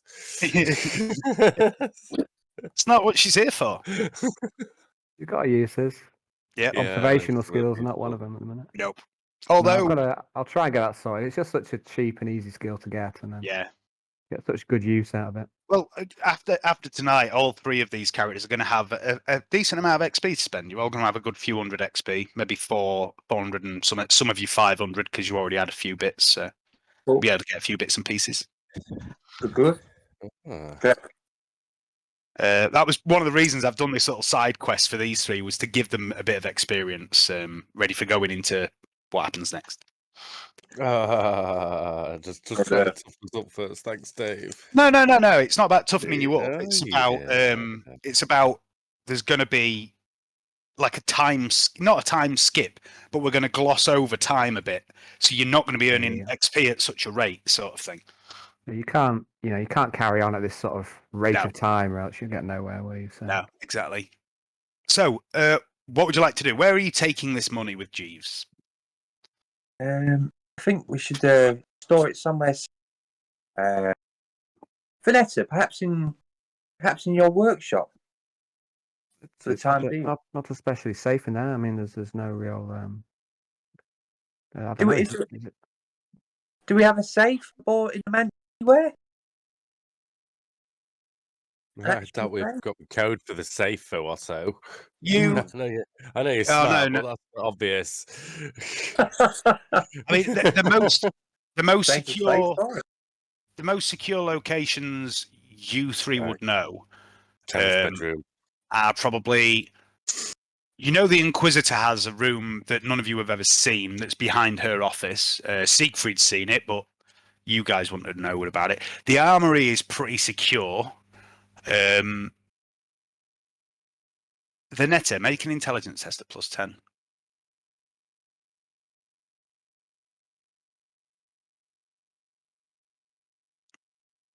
You've shared a bit of Alyssa's mind. You know that she now resides within the mansion. For all intents and purposes, the mansion is her body.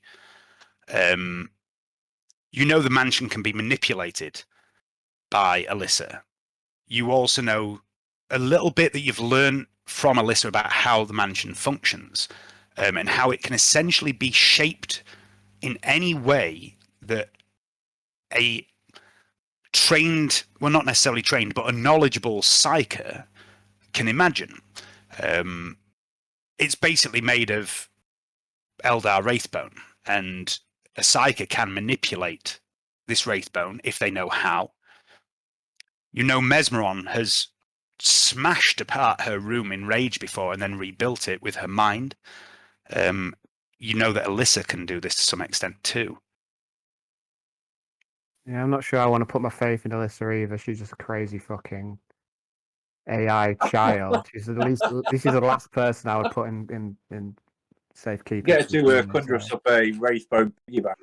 I mean, if you put the money anywhere in the mansion, technically you've left it in Alyssa's care because she is basically the mansion right now. Well, this is true, but there's less direct interaction this way with her. So yeah. So we're not just gonna go, Alyssa, make me a safe, morph it into the floor, then bring it up here near the entrance when we need it again. You know, just for convenience sake. Oh, thank you. This will be fun. And then you'll have to play a game in the Labyrinth to get your money back. have you seen this before? I haven't thought But of it's that, a good but now I idea. am. Yeah. That's what I would do if I was an evil GM. Let's go. Let's go shopping. That was without any thought about being evil as well. You know, that was just straight off the cuff. And that's why you're a player and not the GM, Hayden. Yeah, no one would want to play. No one would want to play in your campaign. Hayden, It would just be because, torture, wouldn't it? There's darkest, and then there's just I don't know. Heresy. I don't know. There's Hellscape Heresy that no one wants to play. Hayden's would just be like Hayden's would be more like Void Heresy. You know, it's so dark there is a literal absence of light. It's a black hole heresy.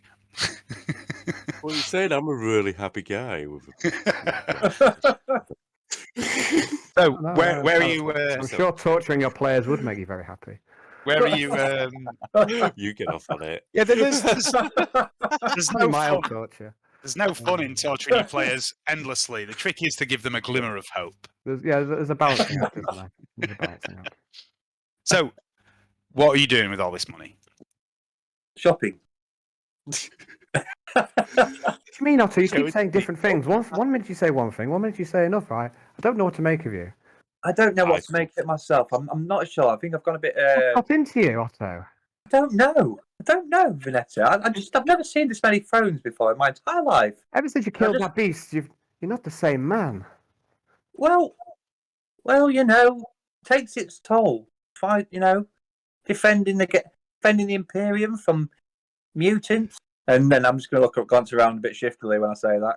He's a bit of a mutant. And Xenos can look here and laugh. Xenos and Canni. Well, I mean, let's. I thought you said we'd put it in Canny's room. I don't know how we get in. Yeah. Can we try and get all the? It's all right. I will get us into Canny's room.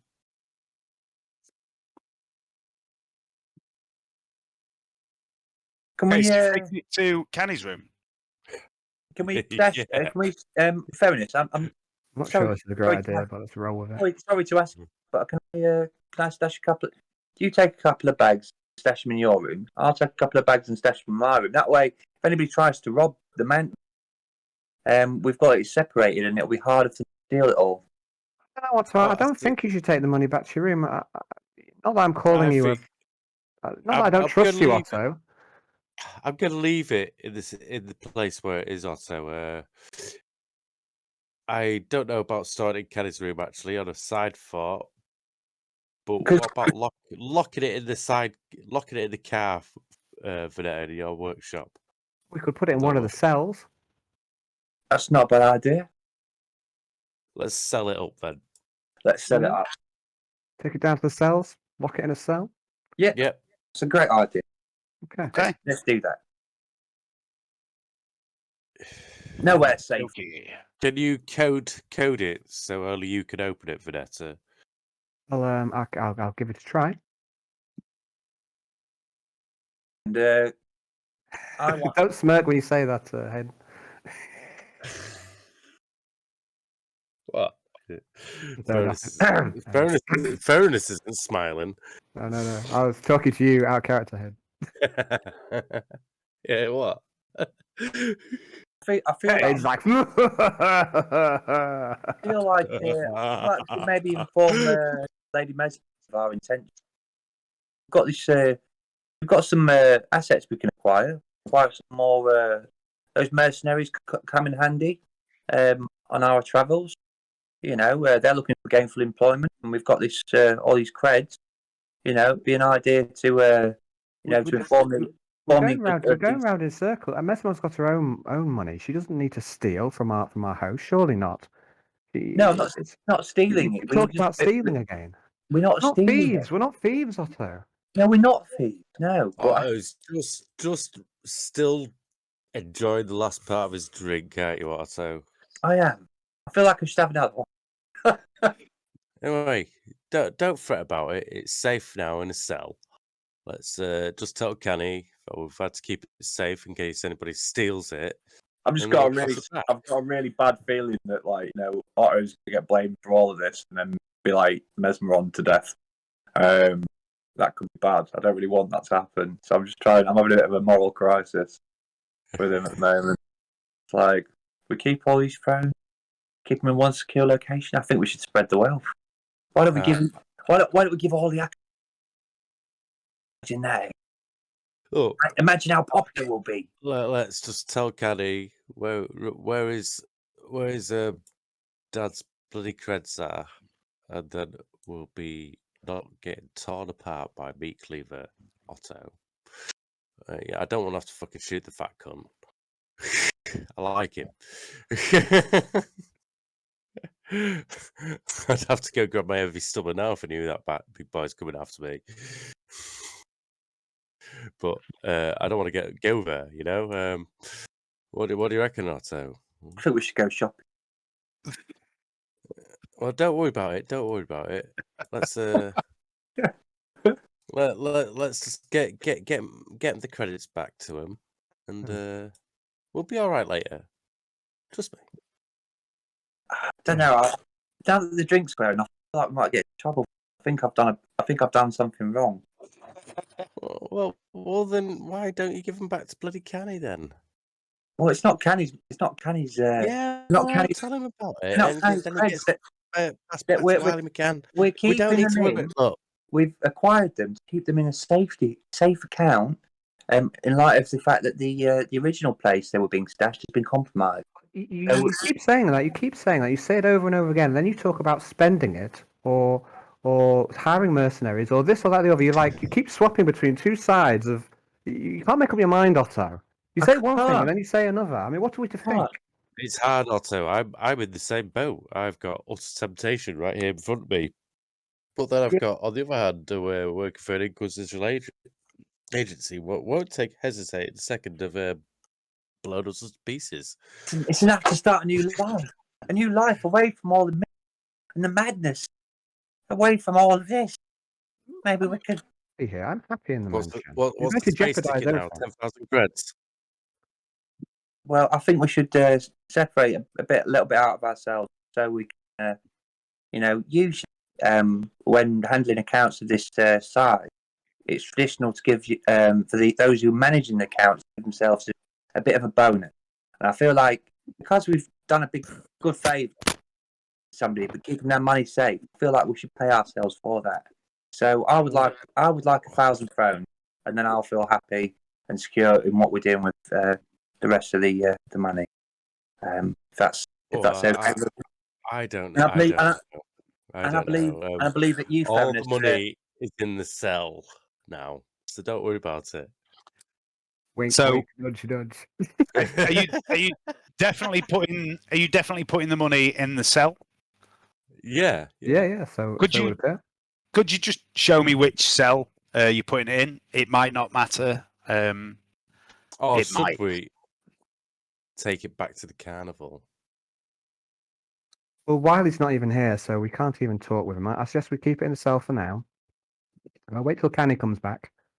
We can tell Canni what happened with the bird woman. Yes. And we can get this all sorted out, and then everyone will be happy, and no one will get angry. No, I hope not. But seriously, though, consider it. Consider it a bonus. Consider it. Take a little bit, feel those creds, rub them together, and just think, I could do with 1,000. You could do with 1,000 of these. Think of the things you could do with your workshop. You could upgrade your workshop. Get new tools, new equipment. I mean, for the greater good of obviously the Inquisition. Well, I reckon this workshop's worth a lot of money myself. Well, we're not trying to sell them, are we? Upgrade it. Upgrade it. That's all. You've already robbed 2 sacks. Why are you trying to rob another 1,000 thrones? I don't know why he is. I don't know. I think it's good. No, I know about the two. Oh yeah, you told me. Have you told me? You've gone off the rails, buddy. You've gone off the fucking rails. All it's taken is some fucking fantasy loot, and you've got loot. This is what happens. This is what happens to me when I go laughing as well. Johnny's got tunnel vision about this fucking imaginary money. You've already got like 2 sacks of us. You've hived off. So and now you're trying to convince Vanetta to take another 1,000. Like let's put it in the safest option. Yeah. That's a great idea. Yeah. Good call. Oh dear. Okay, so we're gonna lock it up in the safe. I'm gonna try and I don't know how does the cell. How does the cell operate? Is there any way I can lock it just to me? Is that possible? Yes, it is an electronically locked cell. Despite the fact everything is basically built of wraithbone here, there are certain things that are made of Imperial tech, such as locks on doors, everything in the workshop, a lot of the kitchen stuff, things like that, So you can code this door to yourself. Okay. I shall try and do that then, just to keep it secure from people who want to steal an extra 1,000. Just ping which cell you're putting it in for me, please. I will put it in this one, please. Cell number 6. Okay, and I'd like you to make a tech use test at plus 30. Okay.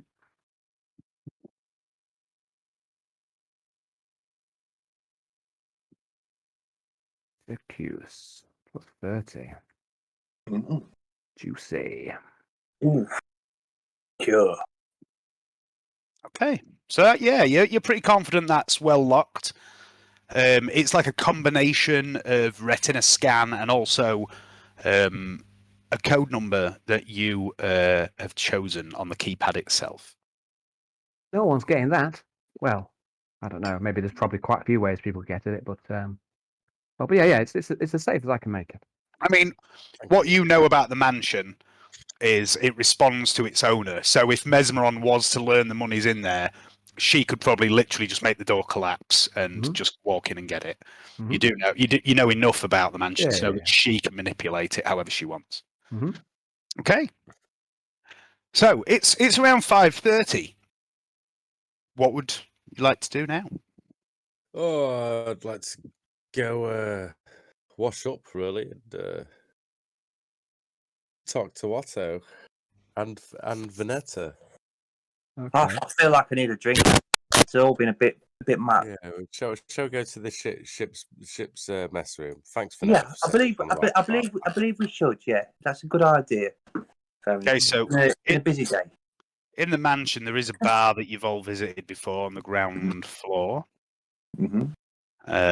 which is. Oh, what are you doing, Roll20? Why are you being a massive cunt? Is it on the ground floor? Yeah, it is. Why am I in the basement? Basement level, man. The basement. The basement. So, yeah. Gotta be. Well, my mate Gaz used to have a mate called Dean Baseford. And I know Dean. I know Dean Baseford. Baseford. Debasing. Grow to be. Dean Baseford. And I always hear that. Dean Baseford. Dean Baseford. It's like in a parents, you see that one coming, did they? Dean tried to snog me once. Did he? I always thought he was gay. Oh yeah, man. Yeah. Was camping, and He was really fucking drunk. So I piggy-pagged him all the way around Burton Hills. And we got to the tent, he tried to snog me. I had to push him off. Said, no, nice. Dean. So the piggyback was foreplay, was it? Well, When he was going to fall down into the trees and die because he could not stay on the track.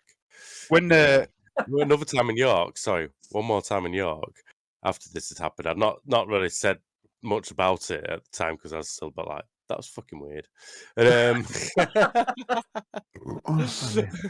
and the next time in York, we'd lost Dean, and then we found him in the train station in the bloke's toilets.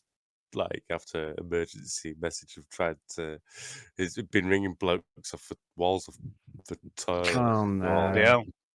Dean Wow. Baseford. The days before Grinder. When I was a kid, my uncle went out with his mum for a bit, and one night I think my mum and dad were babysitting him and his brother Leon. Leon was like a couple of years older, and they both stayed over at my house. And in the middle of the night, I woke up to Dean tapping me on the forehead. And I was like, "What's up, mate?" And he went, "I've wet the bed." And like we were only young, like 7 or 8 or whatever. And I went, "You're not in a bed. You're sleeping on the floor." And he went, "I've wet the floor." And then he just got back into his sleeping bag and went to sleep.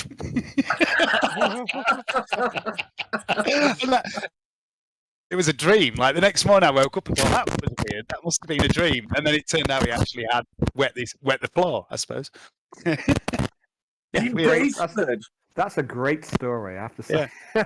I went to school with him. That's a good one. I've known Dean since I was about 5 or something. I went to school with him all my life. Used to hang around with him when we were really young. Gaz used to bring him round. Well, Gaz was the same school year as me, wasn't he? So I love Gaz. Yeah, he's a good lad, Gaz. Yeah, sound. Right. So you're in the bar, as you can see on the map. Jeeves has followed you because you haven't commanded him otherwise. What would you like to do? Vanetta, are you off to the bar as well? Yeah, sure. I kind of want to keep an eye on these two, I think. Can you get Jeeves to get us a drink? Okay. I'd probably just make the drink myself if you want. I wouldn't trust Jeeves. You are looking very well, though, Jeeves. Jeeves just looks at you as you speak his name. Just mute myself. I'm just going to go for a wee. The moral dilemma is dealing. Yeah, like it's so weird. You're trying to corrupt Vanetta, but like, there's no way she's going to turn against Canni on this one, man. It's like, oh no, yeah. Look like, what my you keep trying. Like, oh, what about this? What about this? It's like, I can't do it, man. Check out. Ironically, Canni's a lot easier to corrupt than Vanetta is. So. Oh yeah. Oh yeah. Check out what my boys made in Art Club. Cool. That's cool. That's pretty good. That's cool. I'm Freya too. Freya wants to show you all while you're here. Oh wow, that's very good. Pretty good. Wow. No, that is very good. I like the beautiful. that kind of white rainbow. Oh wow, you put them together. I don't know if I both agree with this. I'm not doing it. I'll probably cause arguments. Yeah, probably. Yeah. But yeah, very cool, kids. That took you 2 hours. Wow. That's like some good work. I thought that would take a day to make. Right. Love you, kids. Bye. Gone. That's it. Life of a father. Okay. Yes, as you say, you are looking well, Jeeves. Jeeves just cocks his head, looks straight at you again, Vanetta. Seems to always look at whoever's addressing him, but he doesn't say anything. And again, you notice this Vox grill in his mouth is a bit battered and crumpled. Oh God, I can't seem to move my token very easily. Vanetta, perhaps you could help Jeeves speak again by repairing the Vox mouth. I miss the way he says compliant. I've got a jobs list as long as my mecha dendrite. She has. But I'll get to it sooner or later. I'm sure when people stop bringing me and breaking my things and bringing me new things that are broken, and I'll get to it eventually. Would anyone like a drink? I could use a drink. I'd love one. Thank you. Why can't I manipulate my... Roll20's gone really weird at the minute. Like, I cannot... Yeah, it must be your end, Al, because... Yeah. Like, I can move my token, but it's acting really strange. I don't know why.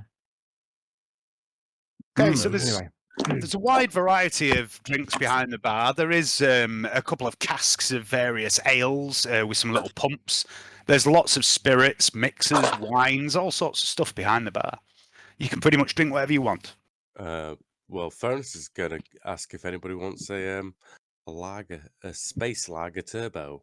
Space Ale or Space Lager Turbo. I can't say I've heard of those. Can't say I've heard of those. Very well. You know, it's a soldier special. Loaded special. Oh, what's in it like? Yeah, I feel like I was. Space lemons, space lager, and space vodka and lemon. I mean, when in Desolum. So Furnace is going to mix his drinks up. When in the webway. Yeah.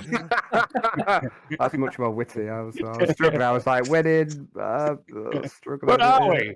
Where are When we? in an extra dimensional interplanar space. Sure, I'll have a space lager. Space turbo. Mm. Turbo. Yeah, Cool.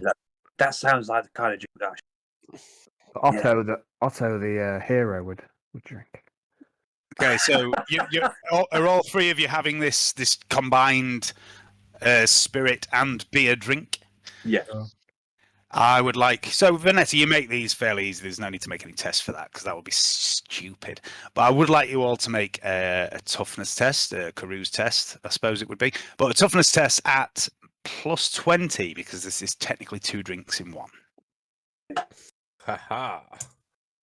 Yes. Oh, thank God for that. Oh, that went down. That going down really nice.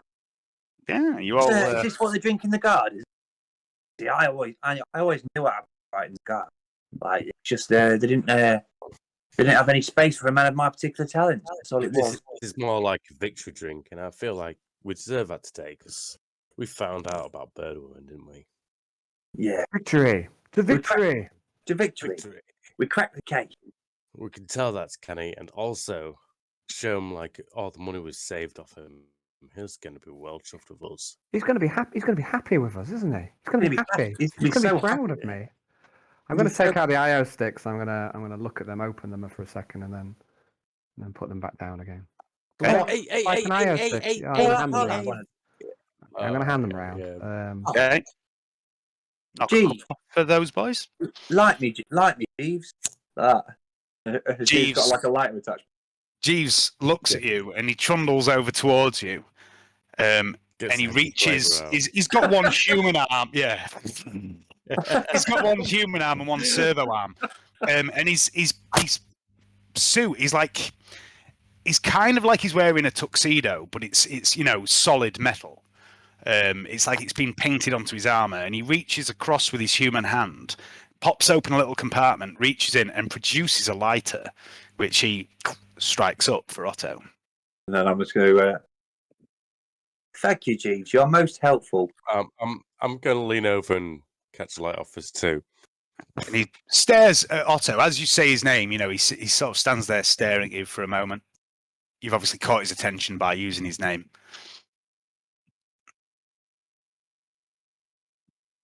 Anything you would like to do? I'm just going to get a beer. You talk amongst yourselves. Do whatever you want. Ask him for a light. I reckon we should sort of wrap up and wait for the others to get back now because we're about at the end of what we need to do here, aren't we? I do need to mention to you guys. I've sort of I don't know. I think we should get away with this. Okay, we're just saving the money, but because that lady who was linked to that monster that we tracked down and destroyed, because she was ranting and raving about it and different things. I've arranged for her to take a little holiday. Now, Oh, have you? yeah. Well, the thing is, because we're keeping this money safe, I believe that she was maybe the only other person that sort of knew, besides Wiley McCann, about its whereabouts. And I believe that if she was no longer a problem or no longer compromised, she could no longer compromise us in our savings. On that note, there were a couple of other carnies present when you began searching the cell. You did kick them out. You basically kicked everyone out except the mercs. But there was 3-armed Colin, Doug, Lobster Boy Russell, and Agnetha was also around when you first went to the House Horrors to retrieve the money, and you kicked them all out while you started searching the cell. Oh, I'm well, gonna that's have to go for a slash, perfect. guys. That's perfect. Can I, Because what can I we could come into accuse the them of merch? trying to rob him, and that's why we kept the money safe. That's a proper good alibi. It Could is. turn that on its head. We could, and that's what we'll do. That's what we'll do. Like, see, the thing is, she disappears. Fair enough. She disappears. Then it can look like that she disappeared with the money. Do you see what I'm saying? Mm-hmm. And I'm just going to say, while Vanetta's, yeah, basically, yeah. Because she's gone for a first pub drink. That's in character. Vanetta is really there. Vanetta is there at the moment. I know. Vanetta doesn't need to piss very often. It's a loose end I that wonder needs. if It's a loose Valentin in end that character needs is tying up. going to sit down we. Who are you talking about at the minute, Johnny? Martiana. Yeah. I've sort of given a command. I've asked the mercenaries to dispose of her. Yeah. Just because if I've basically said to him, I was like, make it look like she's left in a hurry. So basically, get the location of the location of her apartment as well. We've given her. I think I've given them that. She was still in the infirmary the last time you saw her. She was still restrained. She was, but I've asked to make it look like she's disappeared in a hurry and that she's taken a load of stuff with her, so to arrange that to happen. And he said that that can be done. I don't think you actually know where Martiana lives. You do know that when Agnes sort of began ranting in a weird voice and it triggered the strange film noir moment, you do know that the voice in yours and Vanetta's head said that tough bitch, meaning Martiana, had been staying in the House of Horrors lately. Yeah. You know she'd been staying there lately, but you don't know where she normally lives. Yeah. Yeah. So we could basically make it. What the plan is. What are you discussing, guys? What are you discussing? What I missed? I was just talking about tying up these. Regards to any suspicion arising from sudden disappearance in money could be attributed to a sudden disappearance of a certain old, weird, ranty lady. It's just more of a insurance policy that I've taken more than anything else. Vanetta, it's nothing you should concern yourself with. Vanetta's heard all this, Johnny. Yeah. So we can't really. Johnny's basically been saying he instructed the mercs to try and make Martiana disappear and make it look like. Okay, yeah. Make it look like potentially she'd disappear with like the money and stuff like that. As like an insurance policy. But wasn't she locked up? Didn't the Carney folk jail her? I'm sure they'll be able to. She was restrained in the infirmary. Yeah. The last time you saw her. That doesn't stop her from stealing any money, does it? Oh, it does if she's restrained. No. She could have done it beforehand while entering the cage while it's subdued. The restraints could have just been a ruse. She could maybe turn into liquid herself or something like that. We don't know. What? Like with T2000? Yeah, maybe. Don't know. She is a mutant. You've actually seen her mutation. She's got like far too many teeth, and they're really small, and she's got rows and rows of them as well. A bit like a shark. A bit like a gene stealer. No, more like a shark. Okay. I can think after I've had this drink, anyway, I'm like, well, gentlemen, and lady. I'm going to make my way down to the library. I've got some research to do. Okay. To get to the bottom of what that creature was, and then I'm going to speak to Pench again, see what I can find out about. Pench did Alright. tell you check back later, and he would have an analysis for you. So you're heading to the Yeah. library, are you, Otto? Yes. Okay. I suppose I best get back to the workshop then and carry on with my job list. Actually, I've got something I need to pass you in the workshop, Vanetta. Oh yeah? Yeah. Bit my armor. If you could, I've been a bit battered from this last bit, so if you could freshen it up or even make it better, that'd be amazing. I'll have a look at it. Yeah, sure. Would you mind if I have? I'm going to reach out towards the plasma pistol. May I have my? Yeah. I'll pass you. Here. Cool. I'll take my plasma pistol back. Okay. I'll attach my. I'll attach the red dot sight to it, I think, and Yeah. And I wonder how I'm going to get any more shots for this thing. I'm sure there'll be a way. There's always Charge a it way. up. Sure, they could be bought. Yeah, I'll just go down to the plasma shop. Pretty penny. Let's go shopping.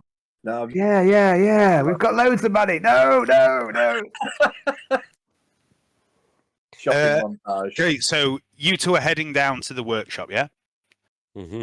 Yeah. Jeeves actually follows you, Vanetta. But he just stands idly. What the fuck? Now Roll20's been weird on here. When I click on things to move things, it starts moving the whole screen about. That's exactly what I've been having. Like I say, it was really weird when I'm trying to move my token. Yeah. That's very strange. So you follow Vanetta down to the workshop and you see this array of half-finished jobs that she's got. I just refreshed it, Al, and it seems to sort itself out. Yeah, I'm going to sigh when I walk into my workshop, and my shoulders are going to sag a little bit. It is. You notice actually, Vanetta, it's actually a bit tidier now than it was this morning when you first left. It appears Jeeves has been doing something for once. He is sort of programmed to keep this sort of area tidy. So, what would you two like to talk about? You say you want me to have a look at your armor? What do you mean? Well, I wouldn't mind if you could replicate something which went over to give me a bit more armor, like a coat. What have you got? Let's have a look. What are we working with here? Is it standard guard flak? Is it? Yes. Let's have a look. Do I have any cast-offs left from dismantling that mesh suit, or is that all used up? Oddly enough, most of the mesh was used on Canni's new suit. However, in the armory, which you also know what is in there, let's have a look. There's the armory stock. Mm-hmm. There's a few bits of flak. There's some mesh. I think somewhere in there there's there's a couple of Technoweave robes that you took from the Heretics minion. Technoweave robes. Yeah. I'd like to ponder over Veronis's request, whether there's anything I can do to supplement his armor, give it some sort of ablative protection using what we have available in the armory to supplement it. Is that possible? I'd like to have a think. Make a trade armorer test for me, please.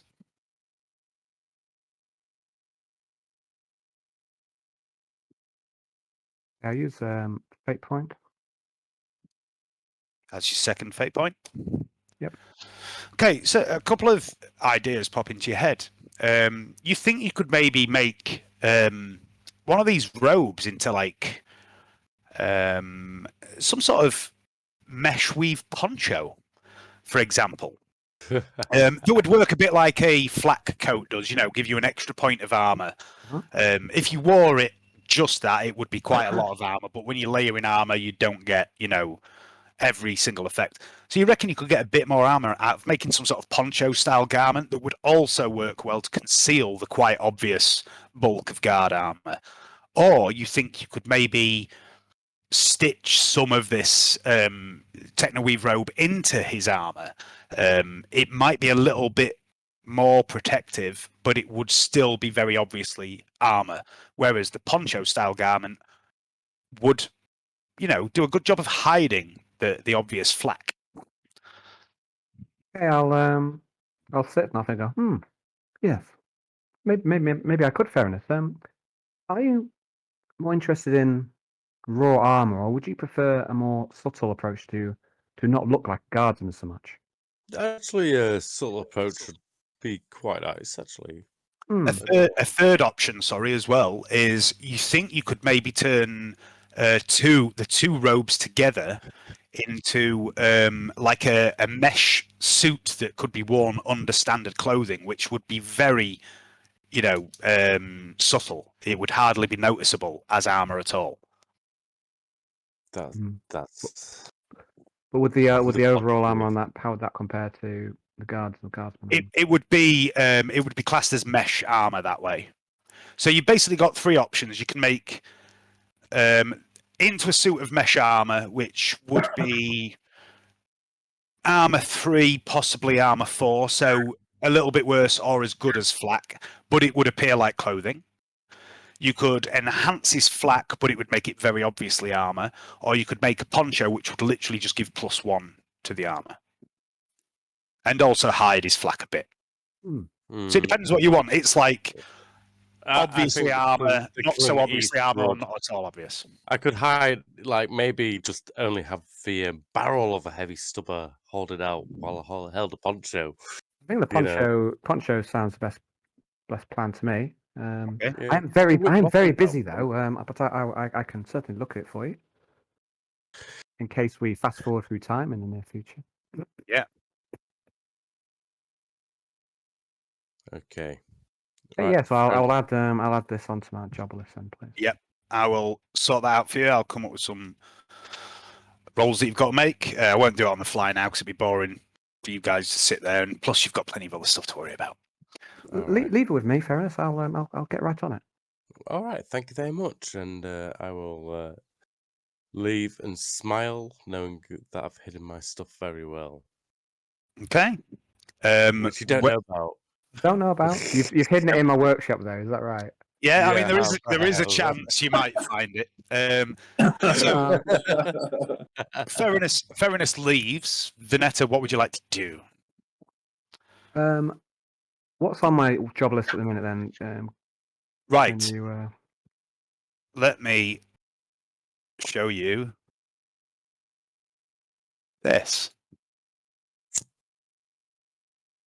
Can you see that?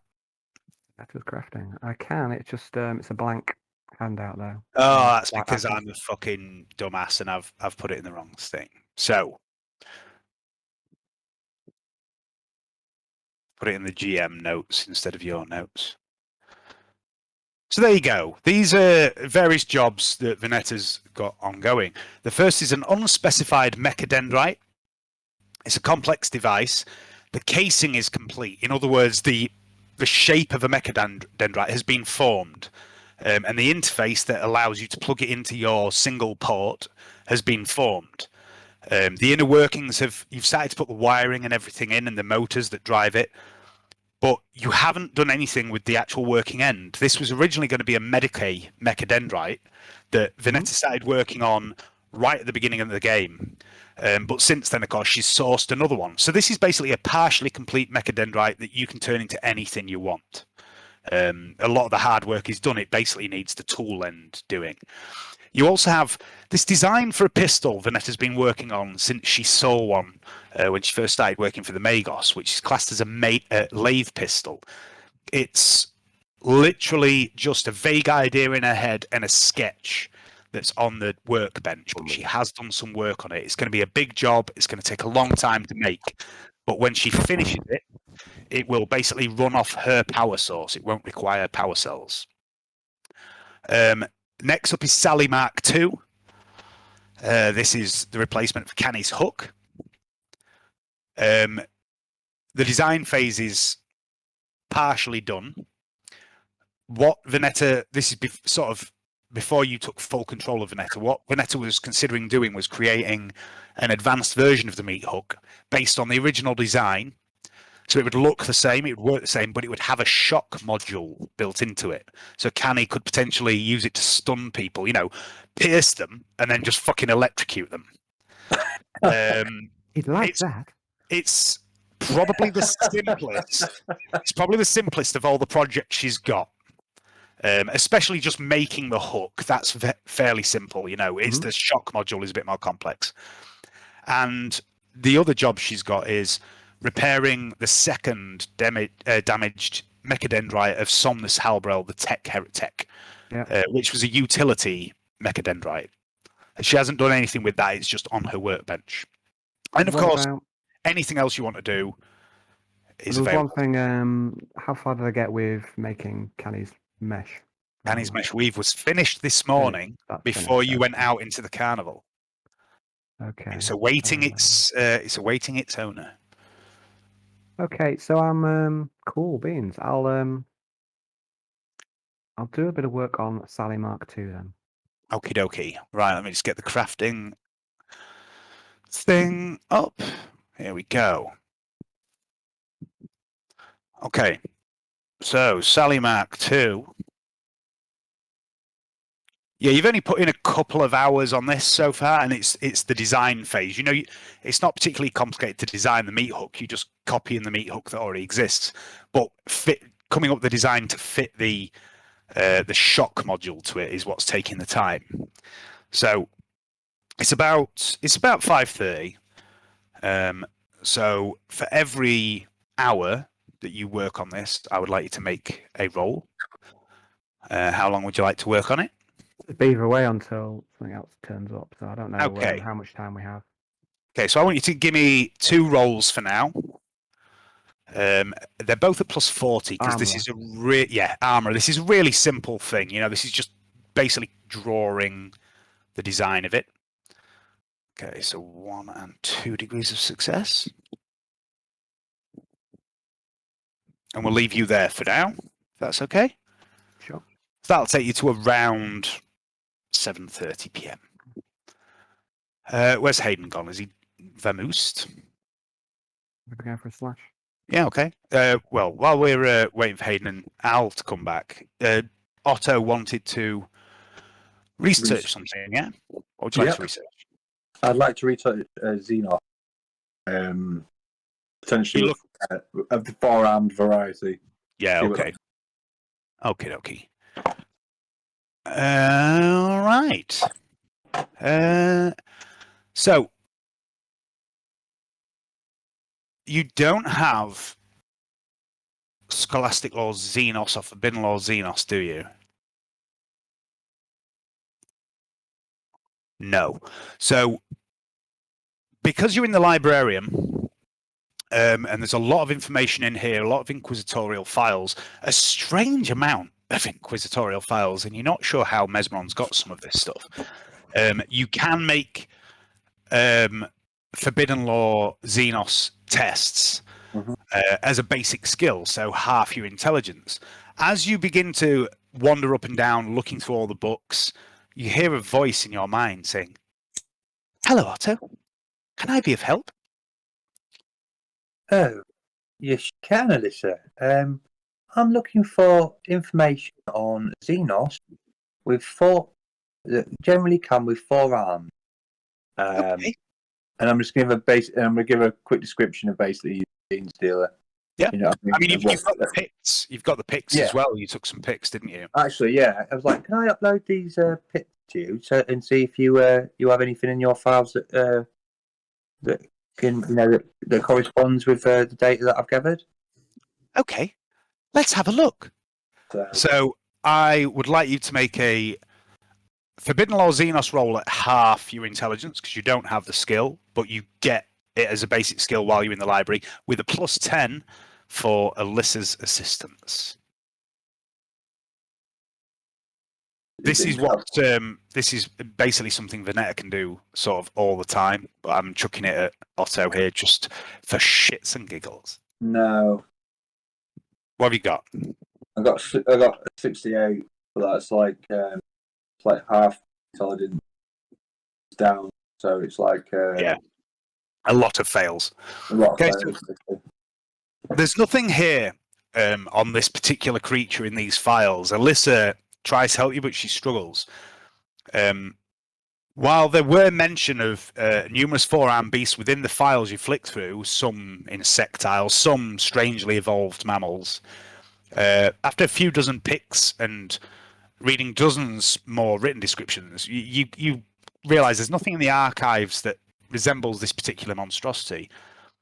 Perhaps, you consider, this is something new, something never before seen by the Inquisition of the Calexis sector, or something that has maybe been brought in from outside the sector, imported in from some distant region of space. Yeah.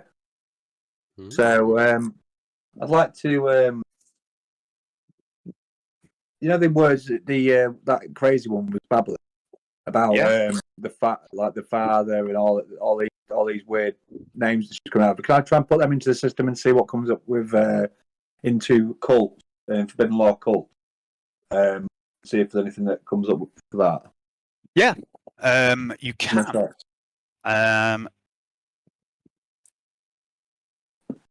Yeah, so this is Forbidden Law cults.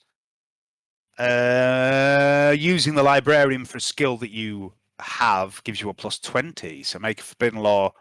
I think, have you got Forbidden Law cults? Yes.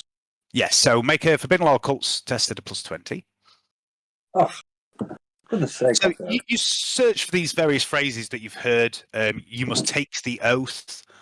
You know, the world of bone. These sort of things, they don't come up in any of the tomes that you find here regarding cults. The oath thing, however, does stand out to you because this is Decilium. And on Decilium, they take their oaths very seriously. You know, Canni, for example, everyone on Decilium has an oath cog, kind of like a medallion that says who they belong to, basically. And every person that is responsible for someone has on their own oath cog their names and what they're responsible for of the people that are beneath them, and up and up and up and up. And you've heard stories that Lady Ord Killian, who rules this planet, the planetary, I've forgotten her title, planetary commander, I think.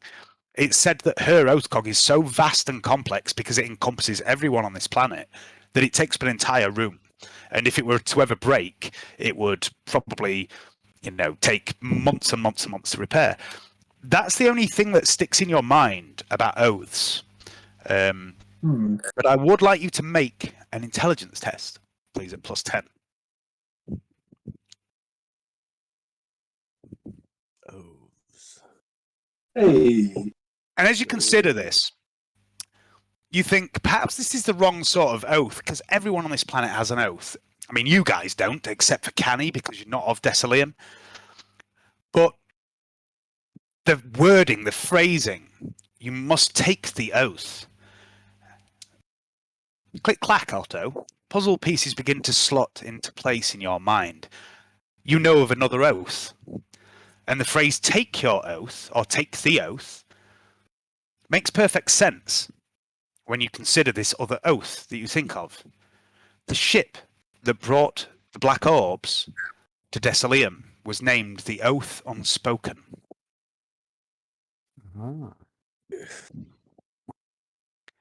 Okay, so that's Otto's next couple of hours. Fairness, what are you doing for a couple of hours? Oh, well, I've just exited the armory, haven't I? So, gosh, I'm going to fight combat servitors for a bit of a practice. Yeah, they're in the ballroom on the ground floor. It is kind of set up like a training arena. And there's various combat servitors that you can set the difficulty levels of, and they'll match you, and they're non-lethal. They use shock weapons, things like that. If you just want to spar with one of them for a couple of hours, you can. Yeah, I'll do that. Okay, any particular style of combat you want to practice? Going to... what did I want to do with Furnace? Yeah. Furnace is going to try get really good at exceptionally good at knife combat. Knife combat. Yeah. Nice. Yeah. Knife combat. Furnace Okay. is trying to become massive against different weapons as well. Okay, With cool. varying range and difficulty. So that's what he wants to be able to do. Good shit. I'm just going to go for a piss, and then we'll move on.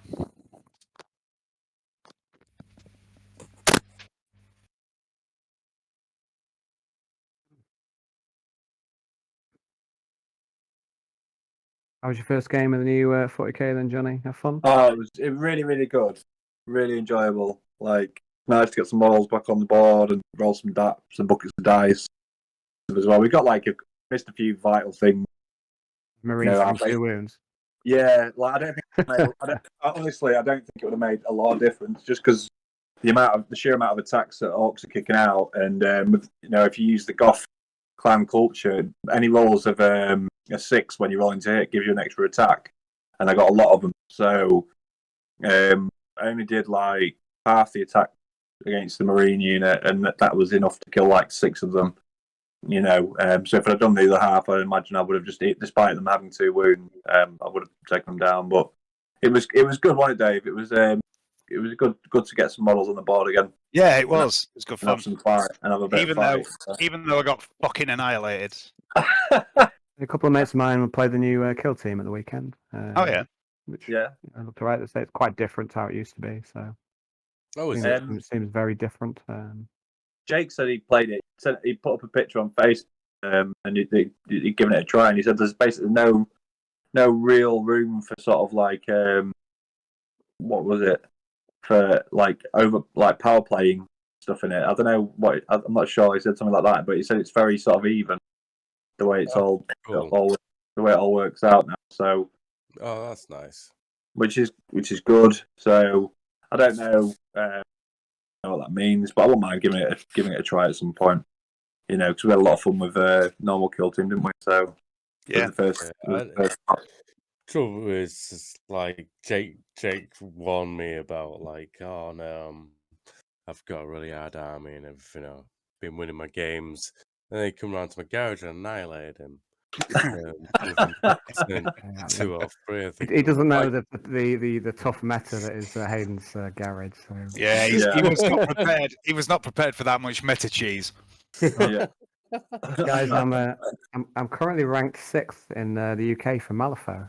Fucking hell! Well done. That's pretty Really? Yeah, really. That's really. That's cool. Hey I was man, 5th a little early on. Now dropped place on 6th. I've beaten a rank 6 player Malifaux. You certainly have. Yeah. But yeah, I'm super chuffed with that. I don't know how much it means, but it means something. So I'll take it. Yeah, that's pretty cool. I've never had a loss. Really not? No. And you're just gonna leave it there. You'll never lose again. No. But that's what me and Collie, like Collie's really good at Tetris. And I played her once and I beat her, and then I decided I'm never going to play her again. And just like leave it there. Me and Liz, we had a PlayStation. Flawless victory. Get really into Super Puzzle Fighter. Is that Nintendo Switch game? Is that? No. It's on not heard of it. PlayStation and other consoles, but no, it's just basically like Street Fighter, but with columns. It's like, wow, it's fucking great. It's so fast. I can't say I heard of that one, buddy. Well, it don't matter. But me and Liz, that's our best game we've ever had each other. When you're really even with someone. Uh-huh. So the game is just pretty intense because you're both getting faster and faster. You both at the same point, Yeah. Liz was good back in the day. Anyway. So, Furnace is training, Otto's in the library, Venetta's in the workshop.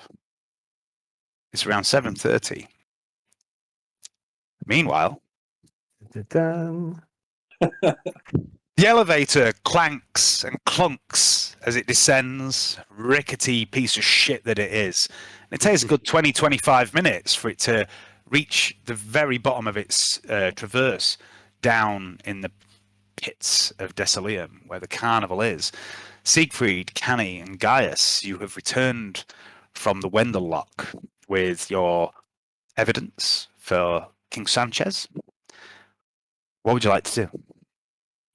I mean, I have to say for a second before we get going that I'm really chuffed to be getting back into Canni because I've been playing this stuck-up fucking woman for the last few sessions. I'm not ready to like go off the rails though. I'll be like, no. Anyway. I just wanted to give them a bit of time to shine, to get them some XP. But now we're going to be concentrating on these three guys for the foreseeable.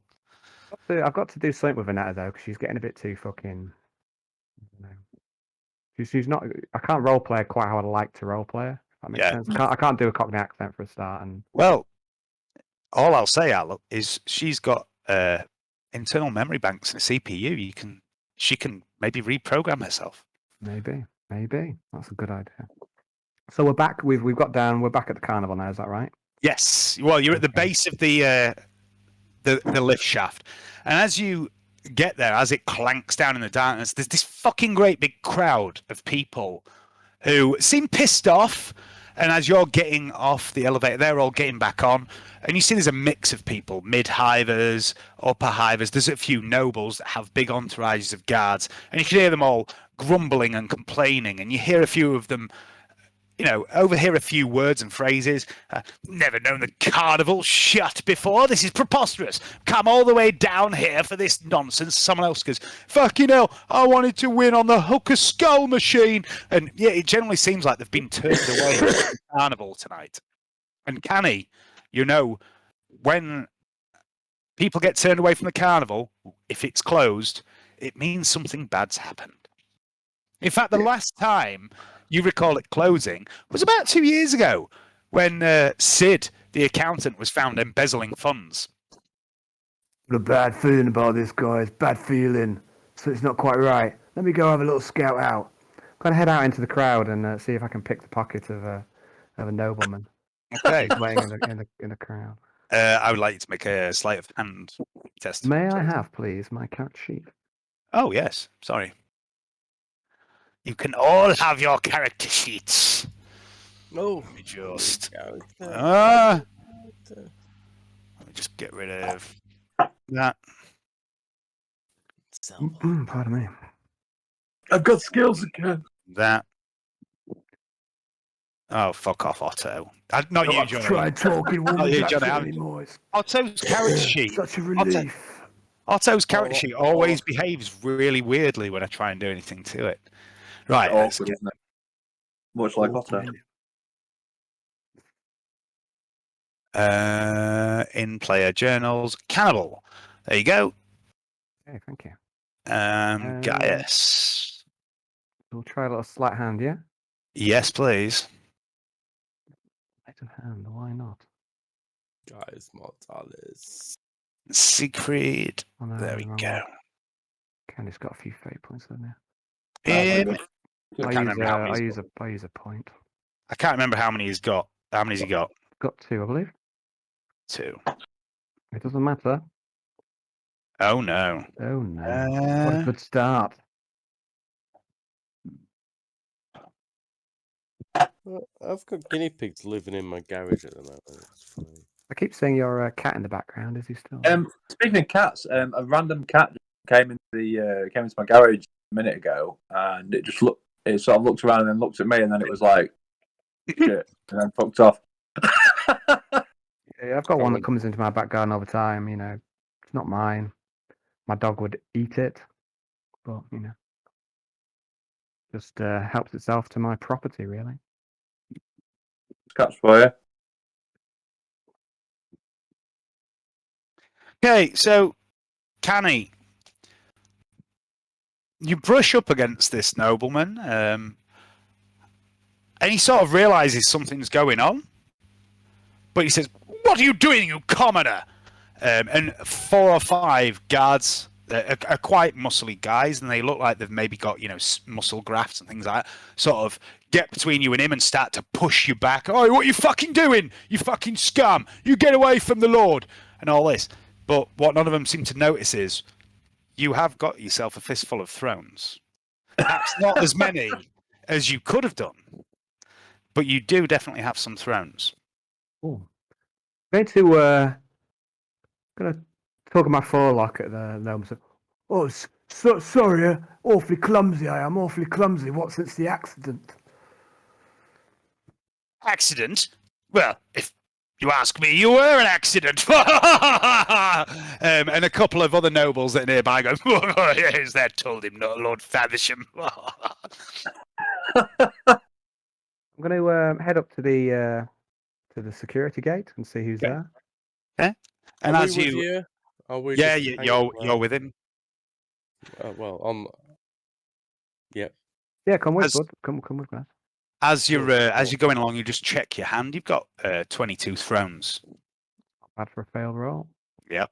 Luckily, he rolled a 94 for his awareness to see if he noticed you were picking his pocket. 22 on. Jesus, I seem to have a load of thrones again. 4-0. As you approach the bridge that spans the caustic lake to the island, you see standing there on guard, still arguing with a few punters. And it's not a bad argument. It's like there's just people going, "Oh, come on, let us in, mate. I want to see Lobster Boy again. He's fucking ace." There's Jax, supported by Strang, going, "No, I'm sorry. Look, Carnival's closed tonight. Come back tomorrow. We'll be open tomorrow." And behind Jax and Strang, standing on the bridge, the rest of the Carnival security. And there's about 15 assorted carnies, all carrying crude. There's a few black powder weapons, a couple of auto guns. There's 1 or 2 las guns. A few of them are armed with axes, things like that. And they're just basically trying to be intimidating without being intimidating. You know, they're not threatening anyone. They're just standing there as a show of force. Canni, you've seen this sort of behaviour before. You know, when things have gone bad, security basically mob the gate, don't let anyone in. They don't want the punters to know bad shit happens. You do notice there's a couple of boys missing out of the security detail, though. All right. Carney number 5. Where's he gone? Not Carney number 5. I'm gonna push through to the front. Okay. As you push through to the front of the crowd, and you know most people don't put up too much resistance when they see the size of you. Jax turns to him and goes, "Sorry, mate. The kind of oh fucking hell, Canni. Sorry, didn't realise it was you for a minute. Yeah, look, just come here, Strang. Deal with this." Strang just starts going, "Fuck off, to all the punters, trying to scare them off. Jax takes you to one side.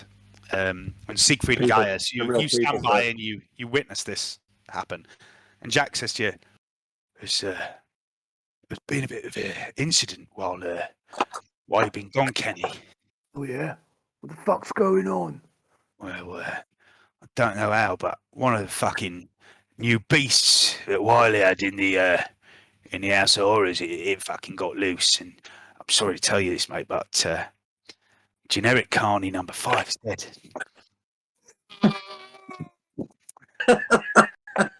Carney number 5? We were like brothers.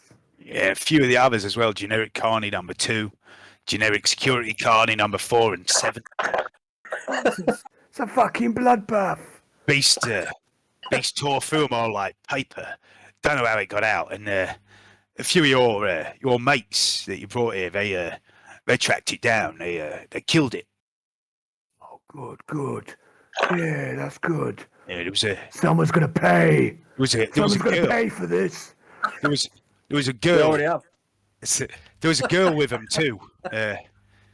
She looked like she got pretty fucked up in the fight, but it didn't seem to stop her. She fucking carried on going after the beast. Like they cornered it in the warehouse, you know, underneath near old Wiley's house, and shot it to bits. We've got its body tied up in old Doc Otter's place. All right, yeah. All right. Who's this girl? What kind of girl?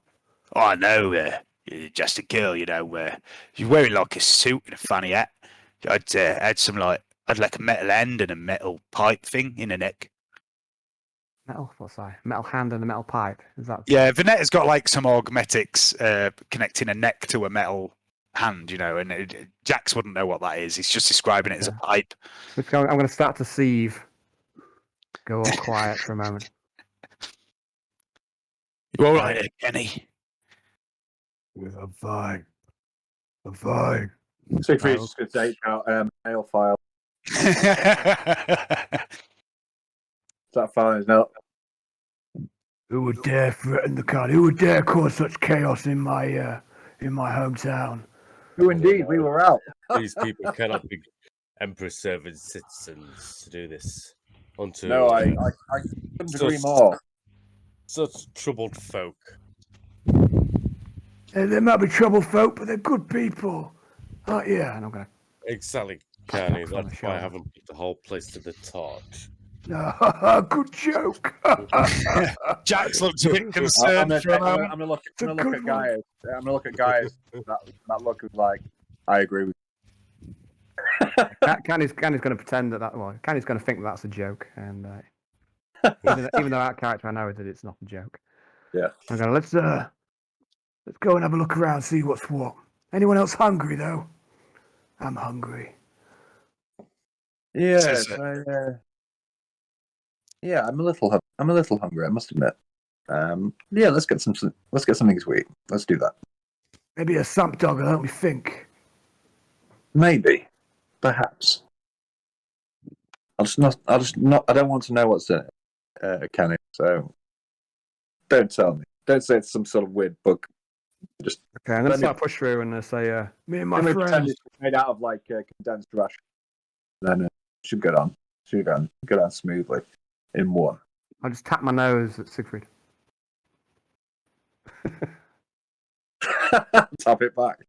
Okay, Yeah. so Jax, let me and my friends through. We'll see to this. yeah, of course, mate. You go on. We're going to be turning people away for at least another 2 hours. Okay, so I think first place to go in the carnival are the food stalls. Okay, so they're pretty much near the entrance. The entrance, I keep meaning to mark it on the map. The entrance is basically on the east side between Baz's shop and the. Oh, is it? Okay. Yeah, between I always Baz's assumed shop it was and right at the bottom, like. No, it's between Baz's shop and the animal pens. So you come in along the food. They entice you in with this delightful smell of the worm burgers. Oh. It's like when you go in Morrison's and there's the smell of donuts. Okay, Right. so you going up to Elspeth's stall, are you? Sure, yeah. Before we get on with the serious business. Yeah, okay. Oh, Kenny, hello, love. Elspeth, always a pleasure. Oh, What's been going on? Tell me. all been happening? sorts of nonsense, Kenny. One of the beasts from the House of Horrors got loose, and it tore some of the folks to pieces. I'm sorry to tell you this, Kenny, but that little boy you used to knock around with, the one that went into the security detail, what was his name? Generic Carney number 5. He's no more, I'm afraid. No. No. I'm sorry. Here, love. Have a sump dog on the house. And she passes you a sump dog and puts loads of special mustard on it. I'm going to start comfort eating for a sec. You're going to have to excuse me a bit. Like I always knew this bit would happen because Yeah. Carney's quite shouty, and I'm full of cold. So Don't feel you have to. No. I want to, but like it's I'm paying a price. So I'm gonna have a sump dog for a moment. Yep. And she says, there was a few of your friends round earlier. A young girl, and a little man with a hunched back, and a bloke who looked like a soldier. They were wandering around asking questions. Oh, yeah, do you know where they are? I need to speak to young Otto. Got a little job for him. I ain't seen them for a while. They went in the big top. They came here asking about meat, asking if I'd had any meat lately, and then they Oh, were excuse asking me, after... question. You get me all the time, don't you? Exactly, I know that. But they were asking after. It looked like they were looking into, the disappearance of old Millie, Horace's mate. Oh, And they, yeah. they went in the big top for a bit, and then they come out again. And I seen the girl go in Agnetha's tent for a bit, and then they came out, and there was all the violence and the beast, and oh, it was terrible, Kenny. It was terrible. I hear they went after the beast and they killed it. Oh yeah. Mm. Oh yeah. Someone's gonna pay, I tell you. Someone's gonna pay.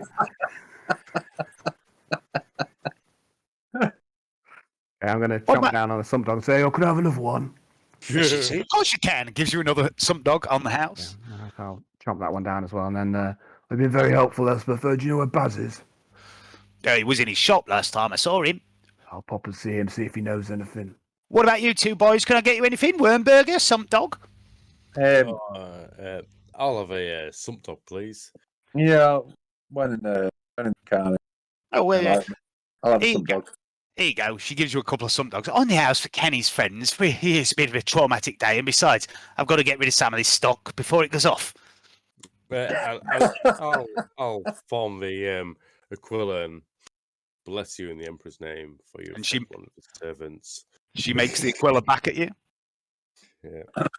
say to But, Gaius, I'm gonna look quizzically down the sump dog, like as if it was like a gun sight, and then start mean- eating it.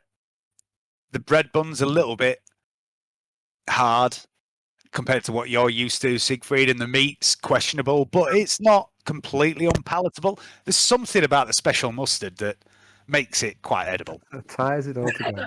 I have to say to you, Gaius, I'm proud that you didn't go back and kill that boy. Proud of you.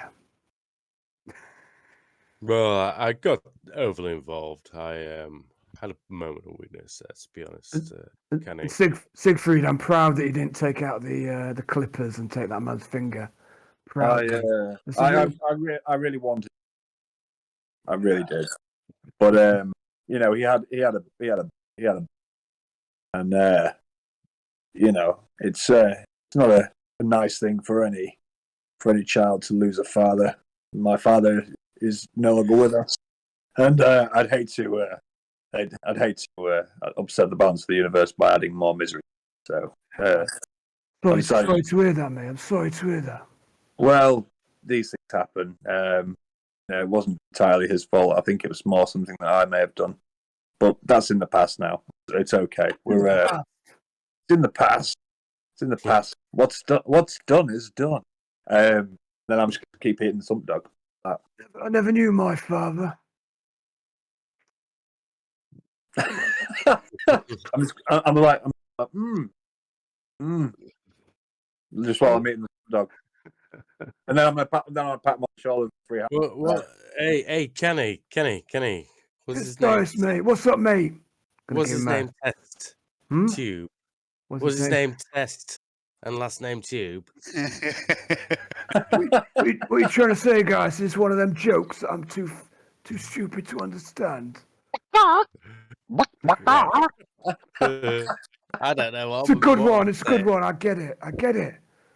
Well, look at you, man. You look like you've been bred by something for pulling apart a fucking spaceship, man. You're pretty impressive, Kenny. Shall I leave you two alone? No, he's using his funny city words. And I'm just like in like slowly, but like on purposefully, like and then just eat it. Right, Baz will know what's going on here. Baz knows everything around the carny. And plus, he owes me some fucking money, doesn't he? Better, you know what I mean? Well, I will follow your lead. Yes, I'm quite happy to follow your lead. Your turf, Canny. You're in charge here.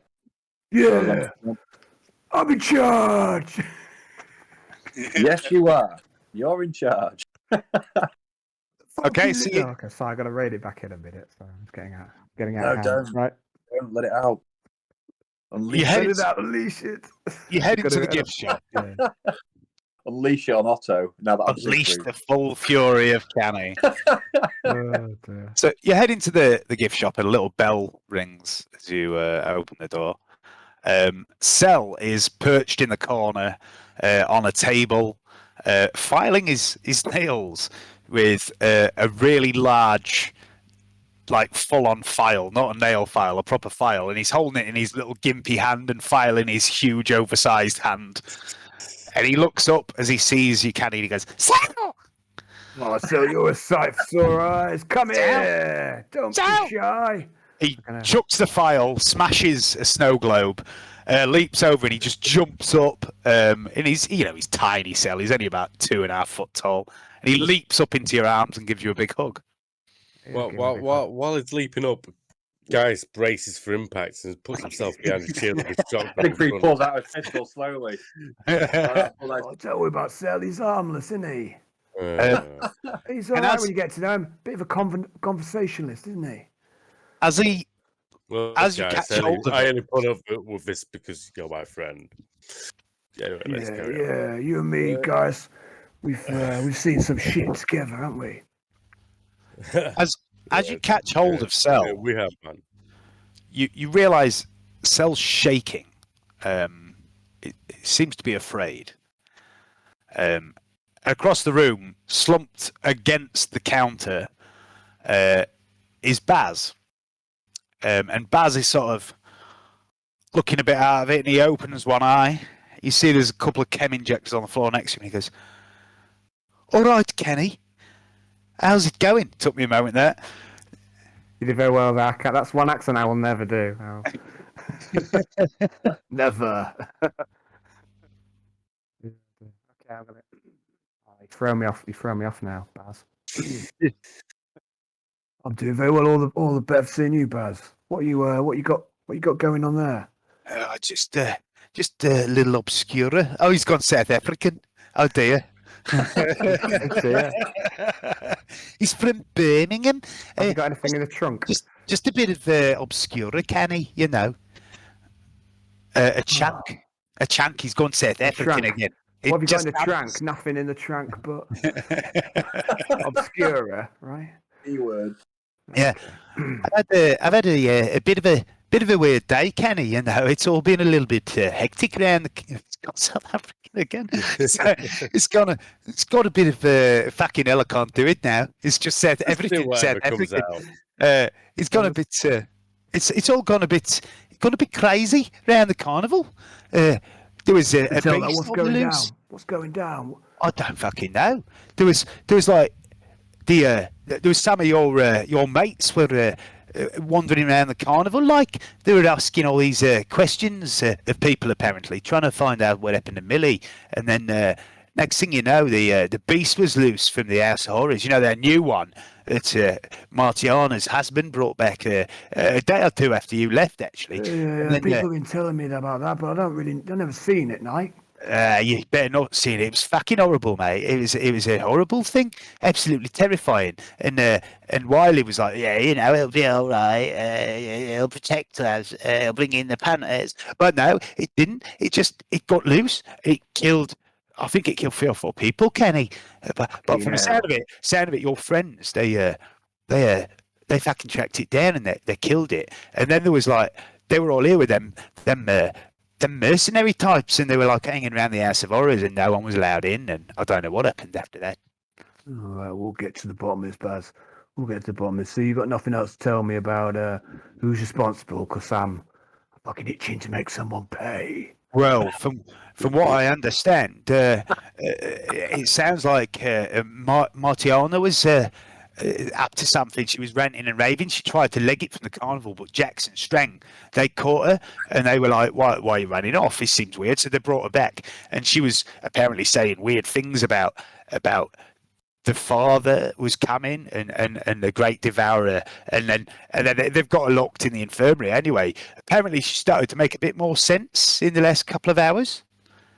Fucking devourer, I'll tell you. Well, and he just gives you a wink.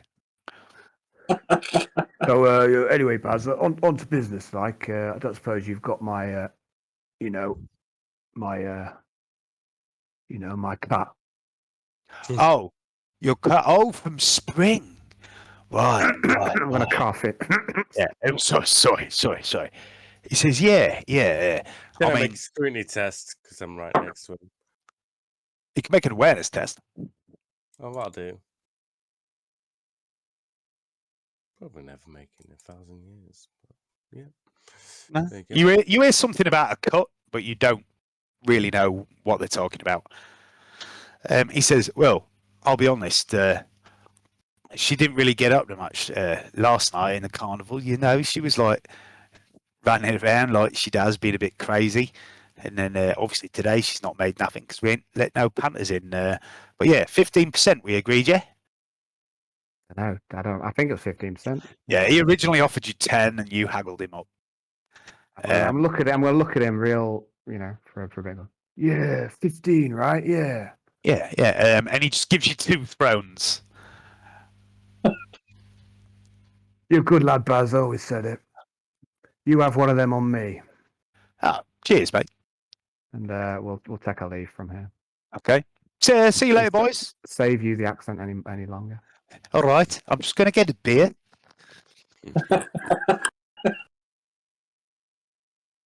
Oh man. It's funny how I can suddenly do the accent when I don't need to. Oh, it's back to South African again, buddy. It's going to South African. Nothing in the trunk but a bunch. No. Cease.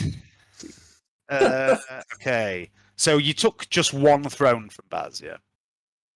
It was 2, didn't you say? 2 friends? Oh, I thought you said you were giving him 1 back, yeah. So, Oh no, yeah. I said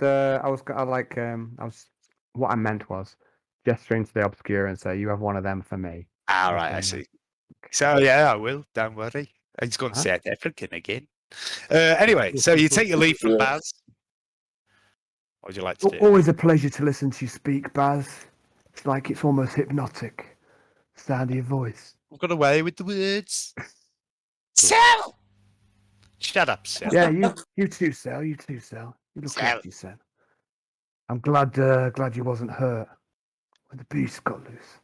I would like, as you leave the shop, I would like all 3 of you to make an agility test at plus 30, please. Agility. Mm-hmm.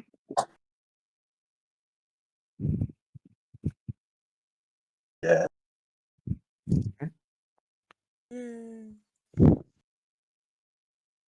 Okay. We don't tread on the glass snow globe. Up you go. Where would you like to go next? Well, maybe we should just head off. Actually, no. Maybe we should sort out that. What's her name? Mariana? Martiana. Maybe we should go see that Martiana. I don't know. Or should we go back to the mansion? What do you reckon, guys? What do you think? Don't know. Like, if that Martiana's under lock and key, I don't think she'll be. Yeah, we can go. She's not going anywhere, is she? Yeah, we can go see her later. Yeah. Let's go see let's go see if she's okay. Vanetta, let's go see if she's okay. Yeah. Okay, Canni. Yeah. Yeah. I see what you. Let's do that. Head back to the Well, mansion. you want to go back to the mansion, yeah? Yeah. Mhm. All right. Well, I want to see. I want him to make a recording of this this evidence before we go back to the King Sanchez. I'm sure he'll oblige. Yeah, it's right up his street, isn't it? Yeah, he's into all that research stuff, Book reading. book reading, things like that. Okay, But, so you're heading back to the mansion. Yeah, I think Yeah. so. Okay, so you pass through the central carnival. You see there are a few people about. Obviously, they're not doing the full-on carnival thing because, well, the carnival's not open. But you do see Fat Fanny over by the animal keeper. Don't talk to her. And Canni, you see someone that no one else has seen, has met before. You see the weird man who has antlers called Eupolis, who looks after the animals. He's a bit of a stranger, a bit of a loner. He claims he can talk to animals, and he's sort of tending to the cattle. Sure. I say, Dave, are we meant to be on the map of the carnival? Yes, have I not moved you on? I'm afraid we're still on the mansion map. I do apologise. No there we go. worries. I've been moving you about and everything. Yeah, I did exactly the same thing in my last game. Yeah, it's weird because you have to click on it yourself and then move the players, and it's too much. Two things to remember to do. You do see Yulia is loitering around over near the carnival entrance, and as you pass by the big top and the food stalls, I would like all three of you to make an awareness test of +10, please. Was Yulia the Dr. Doolittle guy, do you say, or is that someone No, else? that's Eupolis. Yulia is the woman that's sort of like the second in command that Canni doesn't really know very well. You know, the Transylvanian woman. Ah, okay. Awareness. Me, a fate point on that. Yeah, I rolled a 1. Nice. Gaius, as the three of you are walking, This is my second super awareness test. it is. As you're walking by the fortune teller's tent, you suddenly get the impression that you're being watched. You snap your head round, and you see this woman peering out of the tent at you, and she beckons you in, and you get an overwhelming urge to go and see what this woman wants. Well, I've got to roll a willpower test. And, You don't have to do that. You don't have to go. You just get the feeling that you should maybe go. You can refuse to accept that if you want. Yeah. Okay. So you carry on. Sorry, I'm going to invoke the chicken for a second. I'm going to say. No, that's I've only done it for you. You've just rolled a what? You've just rolled a 1. Who's that? Yeah, okay. It's the chicken talking to you. I'm just saying that I maybe you should. know, but I just wanted. Right. Okay. Anyway. Okay. Yes, I will provoke my chicken to find out more information. Well, so you are heading into the tent. Yes, I'll head. What's the worst that could happen? I'll head into the I'm going to go for a slash, guys. I'll be right back. Okay. I mean, you don't have to. It's entirely. This is Gaius, is it? Yeah. I'll head into the tent. It'll be fine. Okay. I'm just going to wait outside. I'm going to wait. Stop when I see guys going. I'm just going to light an eye stick. Have a look around. If it comes on too strong, I'll just put my shield in between us both. Yeah. just destroy her with your get back, Temptress. With your basic redemption. That's what we do. No. I can't be splattering nobody. It's like no. Think of the god. I think the carnival had just about enough of the acolytes. Some of them, anyway. We don't know anything that's gone on, do we? At all. We've just come back from this mission, and everything's just in uproar.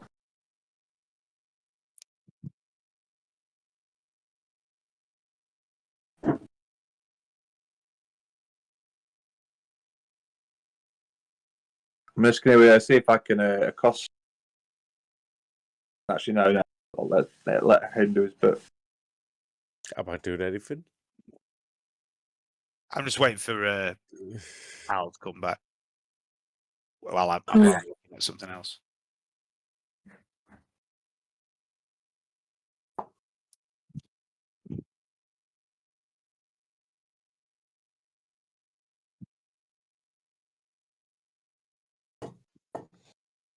Oh, the sack is getting to me. What have I got? Yes, I'm about there. It's good. I'm gonna have one more cup. One more. Oh, sake. Oh, sake. Put it in the frying pan. Whatever it's called. Egg pan. That's my egg pan.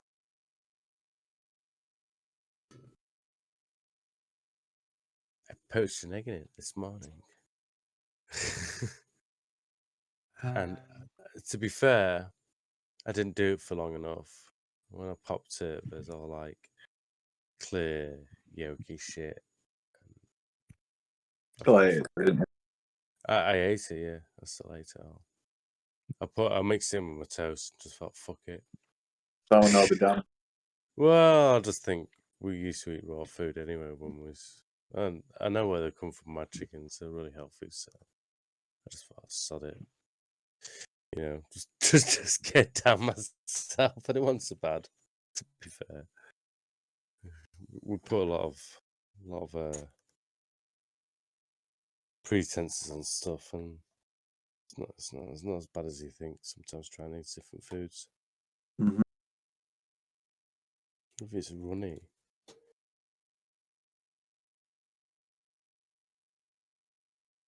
What are you doing there? And you warmed up some sake, is that right? Yes, that's what I'm doing. It's making me fall off my table. Sake.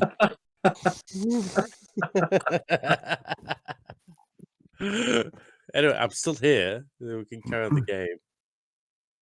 Okay.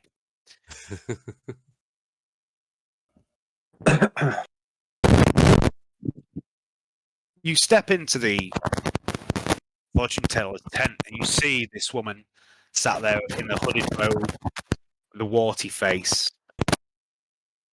And she looks at you as you enter and she smiles. She says, "Oh, Gaius Mortalis, the stars showed me you would come. Sit, sit.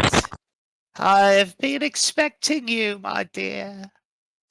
Well, have a drink. Say again, what did you say there? Oh, sorry, I'm messing about my mic. Have you got anything to drink? She reaches under the counter and dunk, puts a bottle of Amasec in front of her. All right, I'll sit down. She pours you both a drink. She says, "Ordinarily, the Panthers pay me 5 thrones for the cards, 3 thrones for the reading of the palm. About you?" You want to read my palm? I can tell by the smell of your desperation. Otherwise, why would you give me this drink? "I don't wish to read your palm, Mr. Mortalis, but I would like a small sample of your blood." Heresy! Folks, oh, What do you intend to do with it? "I can sense it. The purity of your soul. Your skin is marked and scarred by she of the names. The queen of the dead dynasty has placed her mark upon your flesh, but not of your soul. If you touch the cards, they will be tainted by her mark. But your blood is pure. Give me a sample of your blood and receive the gift of the Emperor's sight." I'm gonna bite my lip to cut it with my incisors, Okay. and spit a bit onto her hand. She gladly accepts it and she smears it between her fingers and begins to shuffle the deck of cards as you drink your drink. I would like you to give me a drink roll. She will also make one. She will gladly accept it. Guys, why do you keep shrinking? Ah. So this will be a plus 30.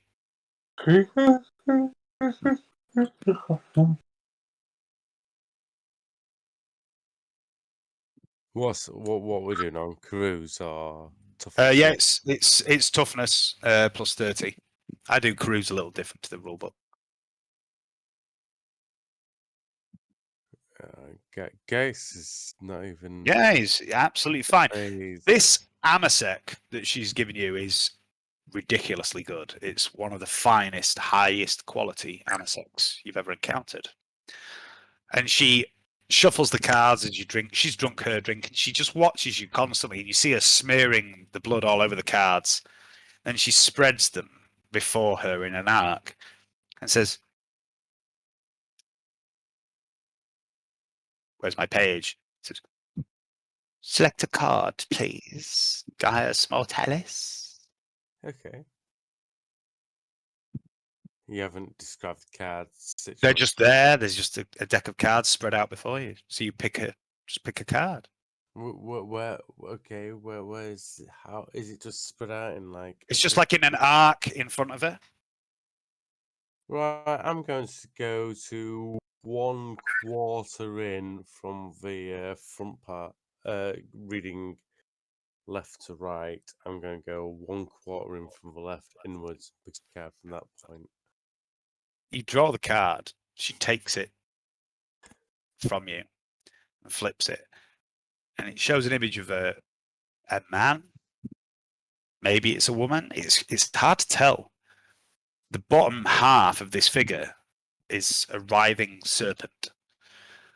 Only its torso is human and it's androgynous, sexless. The vile serpent, she says. It speaks of corruption and secrets revealed, forbidden knowledge. Oh. Take a second card. All right, I'll take one from the center of the deck this time. The second card that you hand her, she flips over, and again, it's a figure. This time, definitely woman, wearing plain robes. Icons of the Imperium hang from her clothing. And she walks along a stone path that weaves between the stars, and the path fades into the distance, becoming indistinct. The missionary, she says, the holy word of imperial truth. And the blood, see, the blood. And the blood from her hands when she dealt the card is smeared across this figure's face. Your journey is far from over. Obstacles in your path there are, and you are being led somewhere between them. The destination, Gaius, is obscured. It should be feared. The unknown should always be feared, should it not? No, yes, it should. It should be feared. Draw a final card, Gaius Mortalis. I will take it 1/4 to the right-hand side now. You flip the card, and Agnetha slams her hand down upon it as you do. And as she pulls her hand away, you see this bloody handprint on the table that's covered the card. And it shows another figure, woman, again, in glossy black power armor. And you recognize the style of this armor. You last saw it on the Sisters of the Ebon Blade, who raided Camp 109 with Inquisitor Lystug back on 47 Capella. Crushed beneath the feet of this woman in armor is the hazy, indistinct form of something foul, pestilent, and corrupt. This is an image straight from your memory. This is the image of the woman who led the sisters that fought alongside Lystug. It's not a bit like her, it has her face. It's the image of Sister Superior Maylene. Faith, devotion, singularity of purpose. Oh. Your reading speaks of conflict, change, revelations that have led to an alteration in your ideals, perhaps.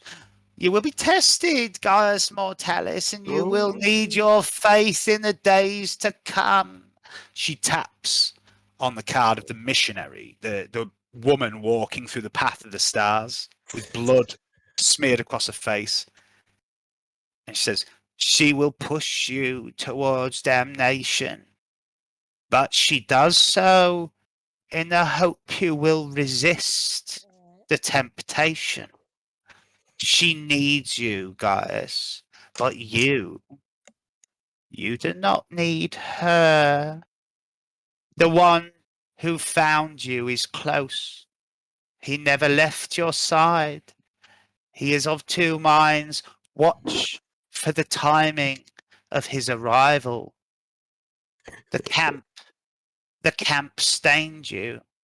The beast has your scent. Remember this, Gaius. Not all who claim to be of the faith are faithful and true. There is a traitor amongst your number. And then she sits back and closes her eyes.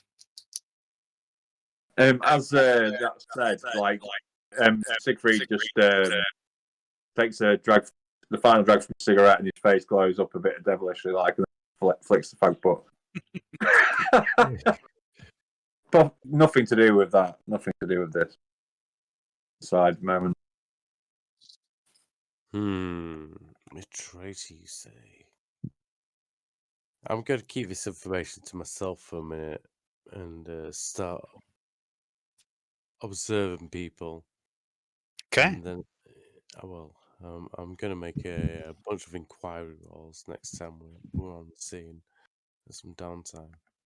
Okay. Are you now heading to the mansion? We'll have to see this crazy old woman. Sure. So we were outside then when he's had his reading. Is that right? Yeah. When he comes out, I'll say to Gaz, yeah, Agatha, she has the true telling. You should listen to what she says. You should believe her. Oh dear. I hope not. Why? Why? What did she say? It's all a bit bleak in Agatha's eyes, so well, let's just carry on. Fine. Keep We it can to do. yourself. We can do bleak, guys. Yeah, Bleak's our middle name, isn't it? Yeah, It is. Siegfried Bleak Mortalis, isn't it? Canni Bleak Bow. Let's head off past the mansion then, shall we? Okay. To the mansion. You head back through the western tunnel. Nobody seems to be around in the little shanty town. You do hear a couple of voices coming from the first house you pass, which Canni, you know, is where Katorn and Sasha Kest live. And you head through the door of your home into the mansion. And there's the moment of dislocation as you pass through. None of you end up in a labyrinth. And as you enter, the first thing you notice, Canni, is the smell. It smells like dinner time. How's that? What? Sorry. Dinner time. Mm. Smells like Missy's been cooking. You all smell this. It does smell like food has been served. Great timing. I know I've just had 2 sump dogs, but I'm fucking starving. Yeah, I could agree with that, Canni. I'm really feeling it as well after one. Let's do it. Let's go see Missy, eh? And we all impose on her like a pack of raptors. I'll comms into Otto while we're heading off to. Where would we normally go? To the mess room or to the straight? Yeah, to the there's a kitchen? big ornate dining room where you normally eat. Okay, we'll head that way, right. and I'll comms into Otto. Okay. Oh, Otto, you there, mate? Mate, mate, are you there? Is that Canni? Yeah, it's Canni. Canni, lovely to hear from you. What can I do for you, sir? Got a job for you, Otto. Just up your street. Why don't you come and meet us in the dining room? Yeah, all right, I'll sit there. I'm feeling a bit pecky. We've had a busy day. Yeah, me too. So he's gonna make his way to meet up with Canni. Okay, so you're all heading to the dining room.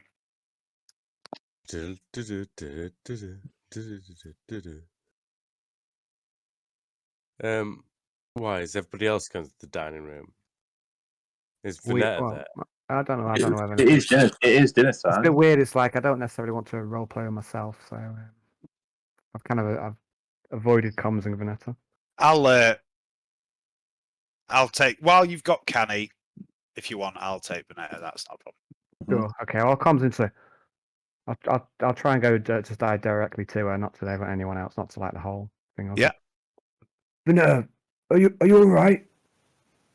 Oh, hi, Kenny. Yeah, I'm fine. Oh, good. How are you? Yeah, good. Had a successful mission. Feeling a bit hungry, actually, now that you mention it. Oh. Are you all right? I heard someone at the gate told me you'd been hurt. Are you okay? Yes, I was. I was a little hurt. Yeah, there was a beast in the carnival got loose. I was quite badly wounded, but Otto killed it. Fairness and Otto protected me, and then we hunted it down and killed it. We met some of your friends too. It's a bit of a story. Perhaps I could tell you later. All right, okay, good. Otto killed it, that little fucking twistback. He killed the beast. He's a surprisingly good shot, Kenny, with that little pistol he got off Siegfried. Sounds like I owe him one.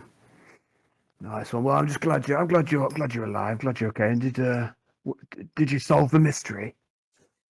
Yeah, should maybe talk to you about that as well too, Kenny. It's a bit of a story, like I say. Oh yeah. All right. Well, we'll be down in the dining room if you want to come and say hello, show your face. Yeah. I'm all right. I'm on my way. I don't know if Mrs. done me any of that special food, but yeah, I'll pop down. Maybe nice to see you. Yeah. There we go. Okay. If you'd like to look at the map over on the far east, pick a chair. Most of the other acolytes are there. Missy is serving food. Gladstock is just stood by. He's not eating. But most of the other acolytes are there. Trantia seems to have a bit of colour back in her face at last. She isn't hooked up to a shitload of machines. It looks like she's finally had her liver transplant. Titulos is there too. He's still a bit battered. Oh, I think Siegfried's missing his aura to me. It's on my screen. Let me. Oh, you're right. There we go. Cool.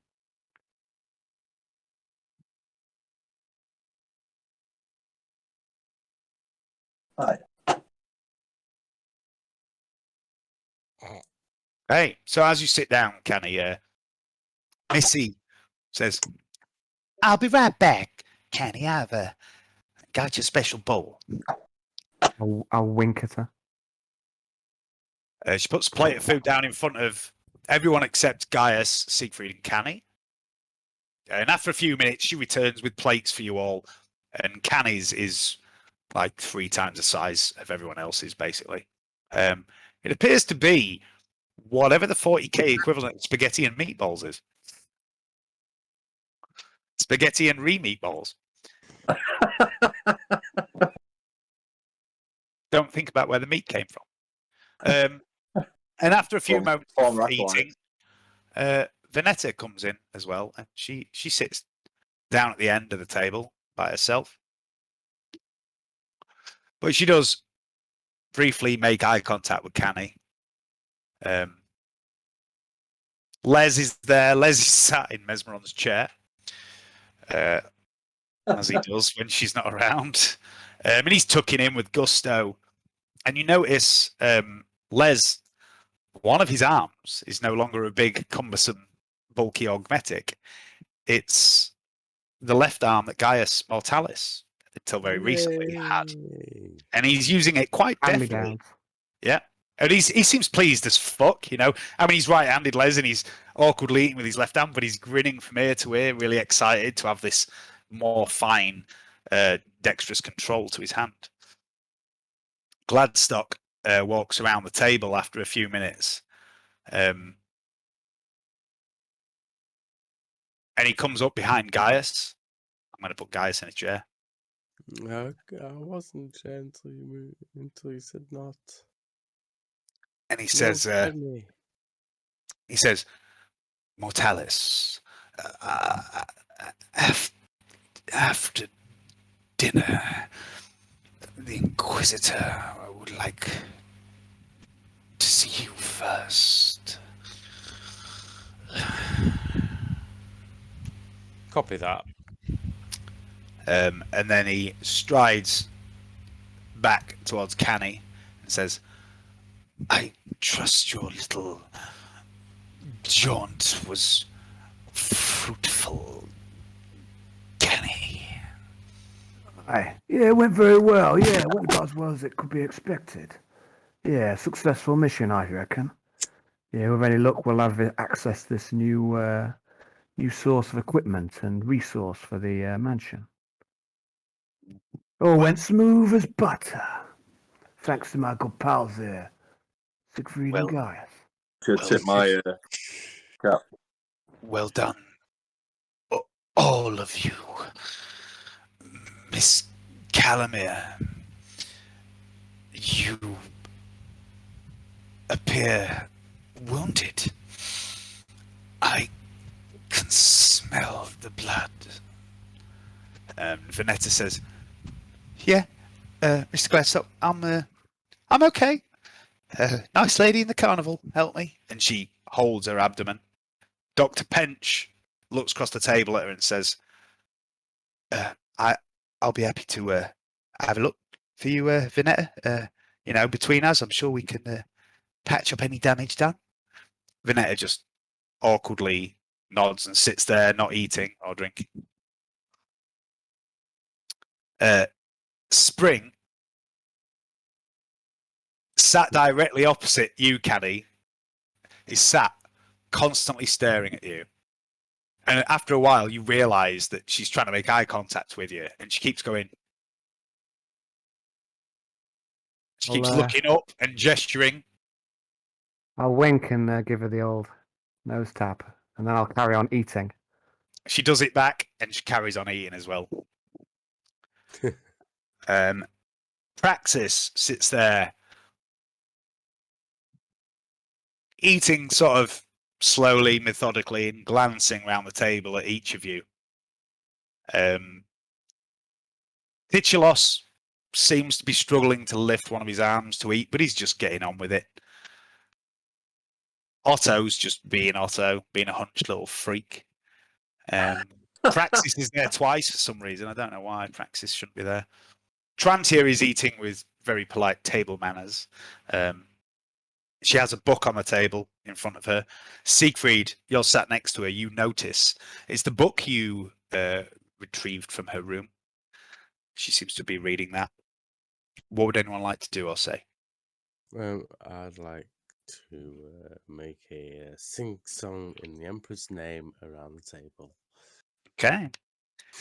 So you're singing a little prayer, are you?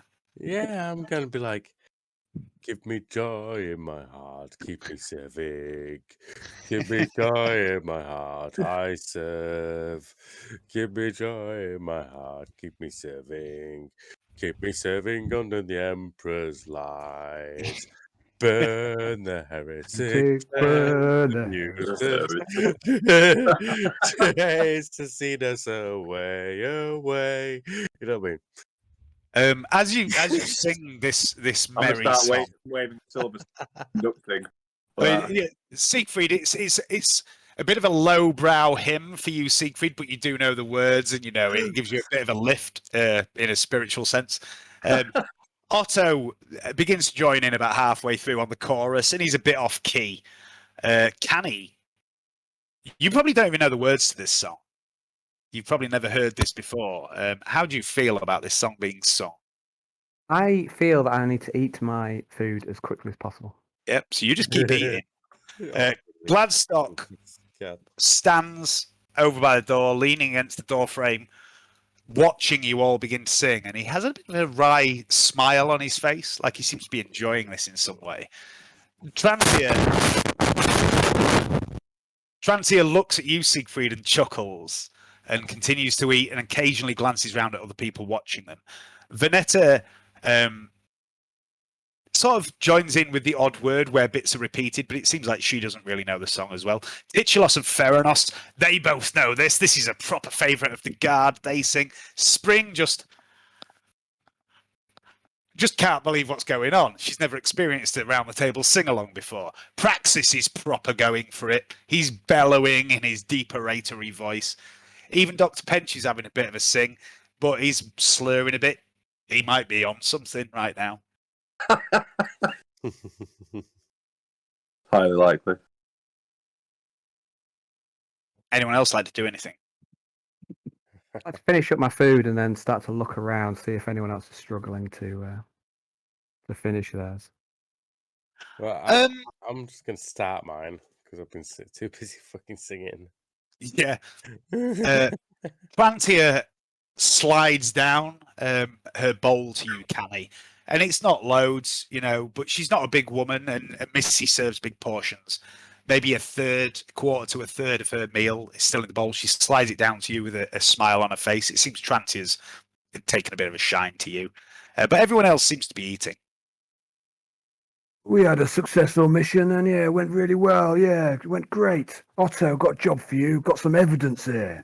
And I slide over this evidence. You reckon you could back this up for me? I need a second copy on the sly, like, so we got some blackmail on our mutual friend. Oh, that sounds right up my street. I'll get on to dinner. Yeah. But yeah, if you can turn that around as quick as possible, we need to go and see him soon as, like, let him know our mission was a success. Yeah, Okay. well, our mission was a complete success as well. I've got some bad news for you. Yeah. Some good news and some bad news. The good news is Find Millie, did you? we found what was left in. It appears there was something went wrong with a device that kept the beast at bay. The beast was actually in there guarding something on behalf of your former master, Mr. McCann. And apparently the device that kept this creature sedated malfunctioned, and then it basically had Millie for dinner. That's what we. What? Well, that's what the evidence points to. After everything we asked everybody in the carney, we wanted to find out and get to the bottom of it, and that's basically what happened. We haven't informed the Birdman yet. I should be the one to tell him. Yeah, I think you It'd be should. better if it came from me. Yeah, we've also had. He'll probably chuck himself off a cliff. And then fly back up. Yeah, he probably struggled to. Yeah, he probably won't recover from that now in light of his wing injury. But yeah, and we also took some insurance. We acquired some assets, and we're keeping them safe on behalf of in order to as the location they were being stashed in was compromised. It was something I need to speak to you about dinner after that dinner when you finish. Oh yeah, no worries. So yeah, no worries. Yeah, it's time for eating, not time for business. Yeah, of course, absolutely. And then I'm just going to Are you gonna finish that? no, you have it. Oh, cheers. You're good. Always said you're a good lad, Otto. Well, But yeah, And yeah, you killed the beast, didn't you? yeah. You fucking killed the beast. Well, I never thought you had it in you. But then again, you killed. It was Well, I've briefly seen him only- kill, though. I've it seen was him kill, breach- like, other stuff as well. Otto's killed quite a lot. I think Otto get the last shot on Speyer? I can't remember. No, I have to check. he got the last shot. Yeah, he might have done. He got the last shot on that beast. Yeah, I kind of beast. want that, yeah. That big techno beast thing. Yeah. So, Yeah, you're not bad in a fight. Oh yeah, surprise me. yeah, well, Put you in the arena sometime. See how you fare. yeah, it won't be fair. It won't be fair, Canny. Fair. You Won't be know what I fair mean? on them. Yeah, exactly. And I'll be clapping my hands like all excited. Yeah, good stuff. Yeah. I'm just glad you made it all alive and you solved a mystery. It's a day of Yeah. glory. Rocky road all the way. Sorry, what's that? Sorry, what'd you I say? say it was a rocky, dangerous road all the way, Kenny. It was full of peril and lies. Error lies, yeah. Yeah. Yeah. I fucking hate lies. I fucking hate liars. Well, Yeah. You don't want anybody Well, lying to you. your old father-in-law lied about knowing what happened to me. We only found this out from alternative sources. We only deal with truth here in the Inquisition. Oh yeah. Vanessa, wow. Venetta, during this conversation, has moved from the end of the table to sit between Siegfried and Canny. I'll look her over, so. What happened to her? She says, "It seems that are you familiar with a gentleman named Sid, Canny?" Yeah, I know, Sid. Oh, what exactly do I know? You would have known Sid was punished for betrayal, but you don't know exactly what that betrayal was. He got what's fucking coming to him, Sid. Well, He's it a seems fucking traitor, wasn't he? You know what we do to traitors in the county?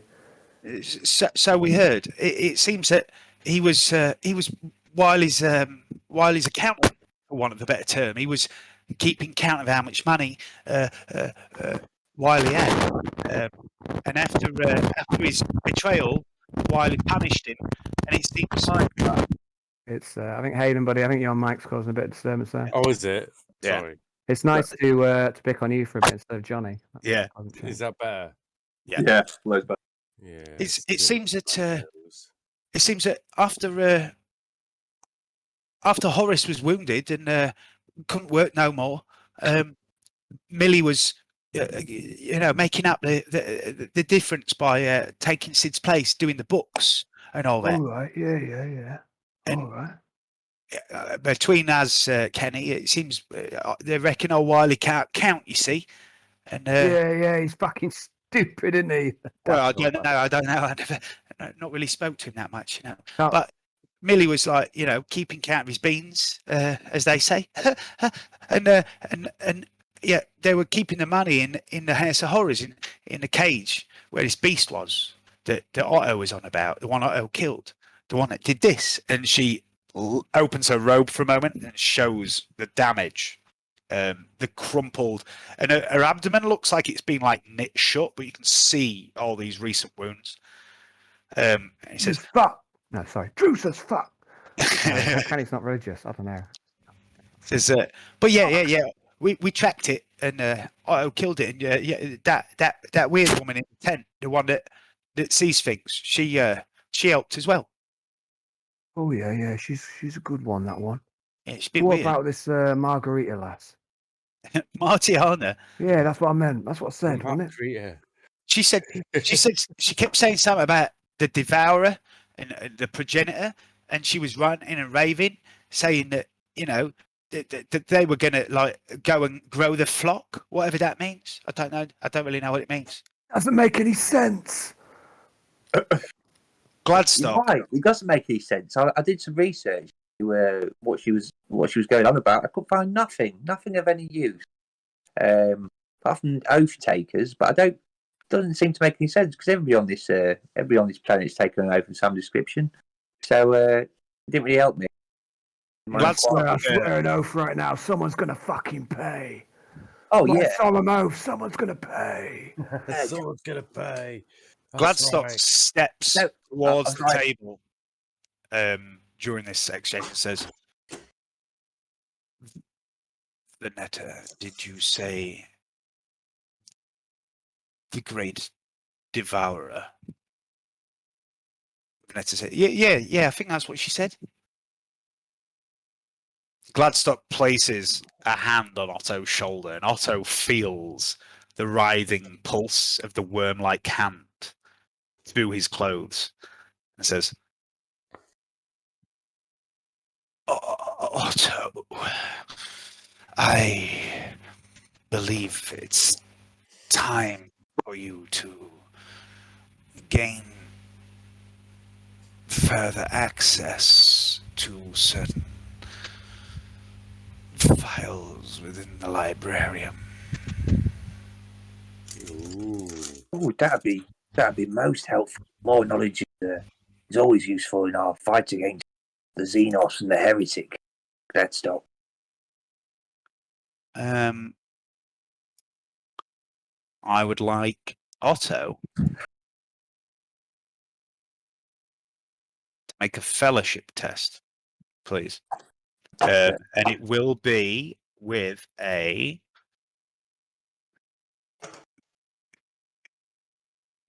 I need Otto back on the thing. Sorry. just a sec.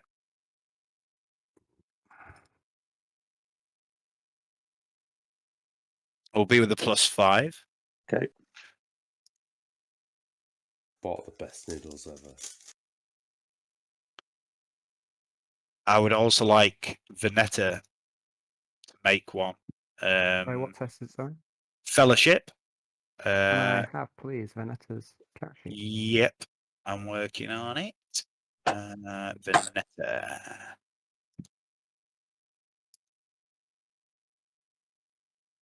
And Venetta's will be Yay! Venetta's will bizarrely be at a +10. Wow. Go on, Vanessa. Nope. Okay, it's good enough because Otto passed.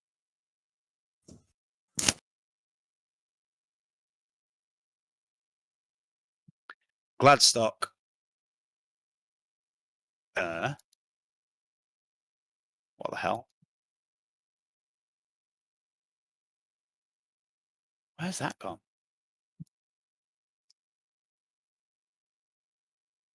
So what did you get? Just a straight pass. Yeah.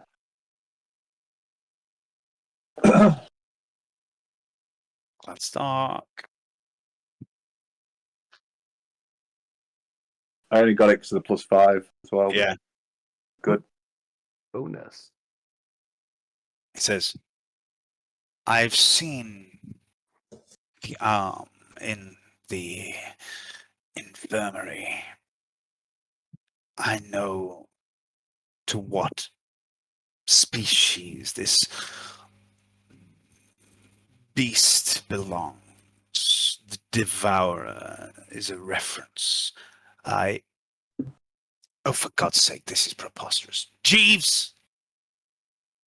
Bring it. And after a few moments of you all eating, Jeeves rolls in, bearing in his hand a black orb. Gladstock takes it and goes, well, that's much better, isn't it? They call them gene stealers.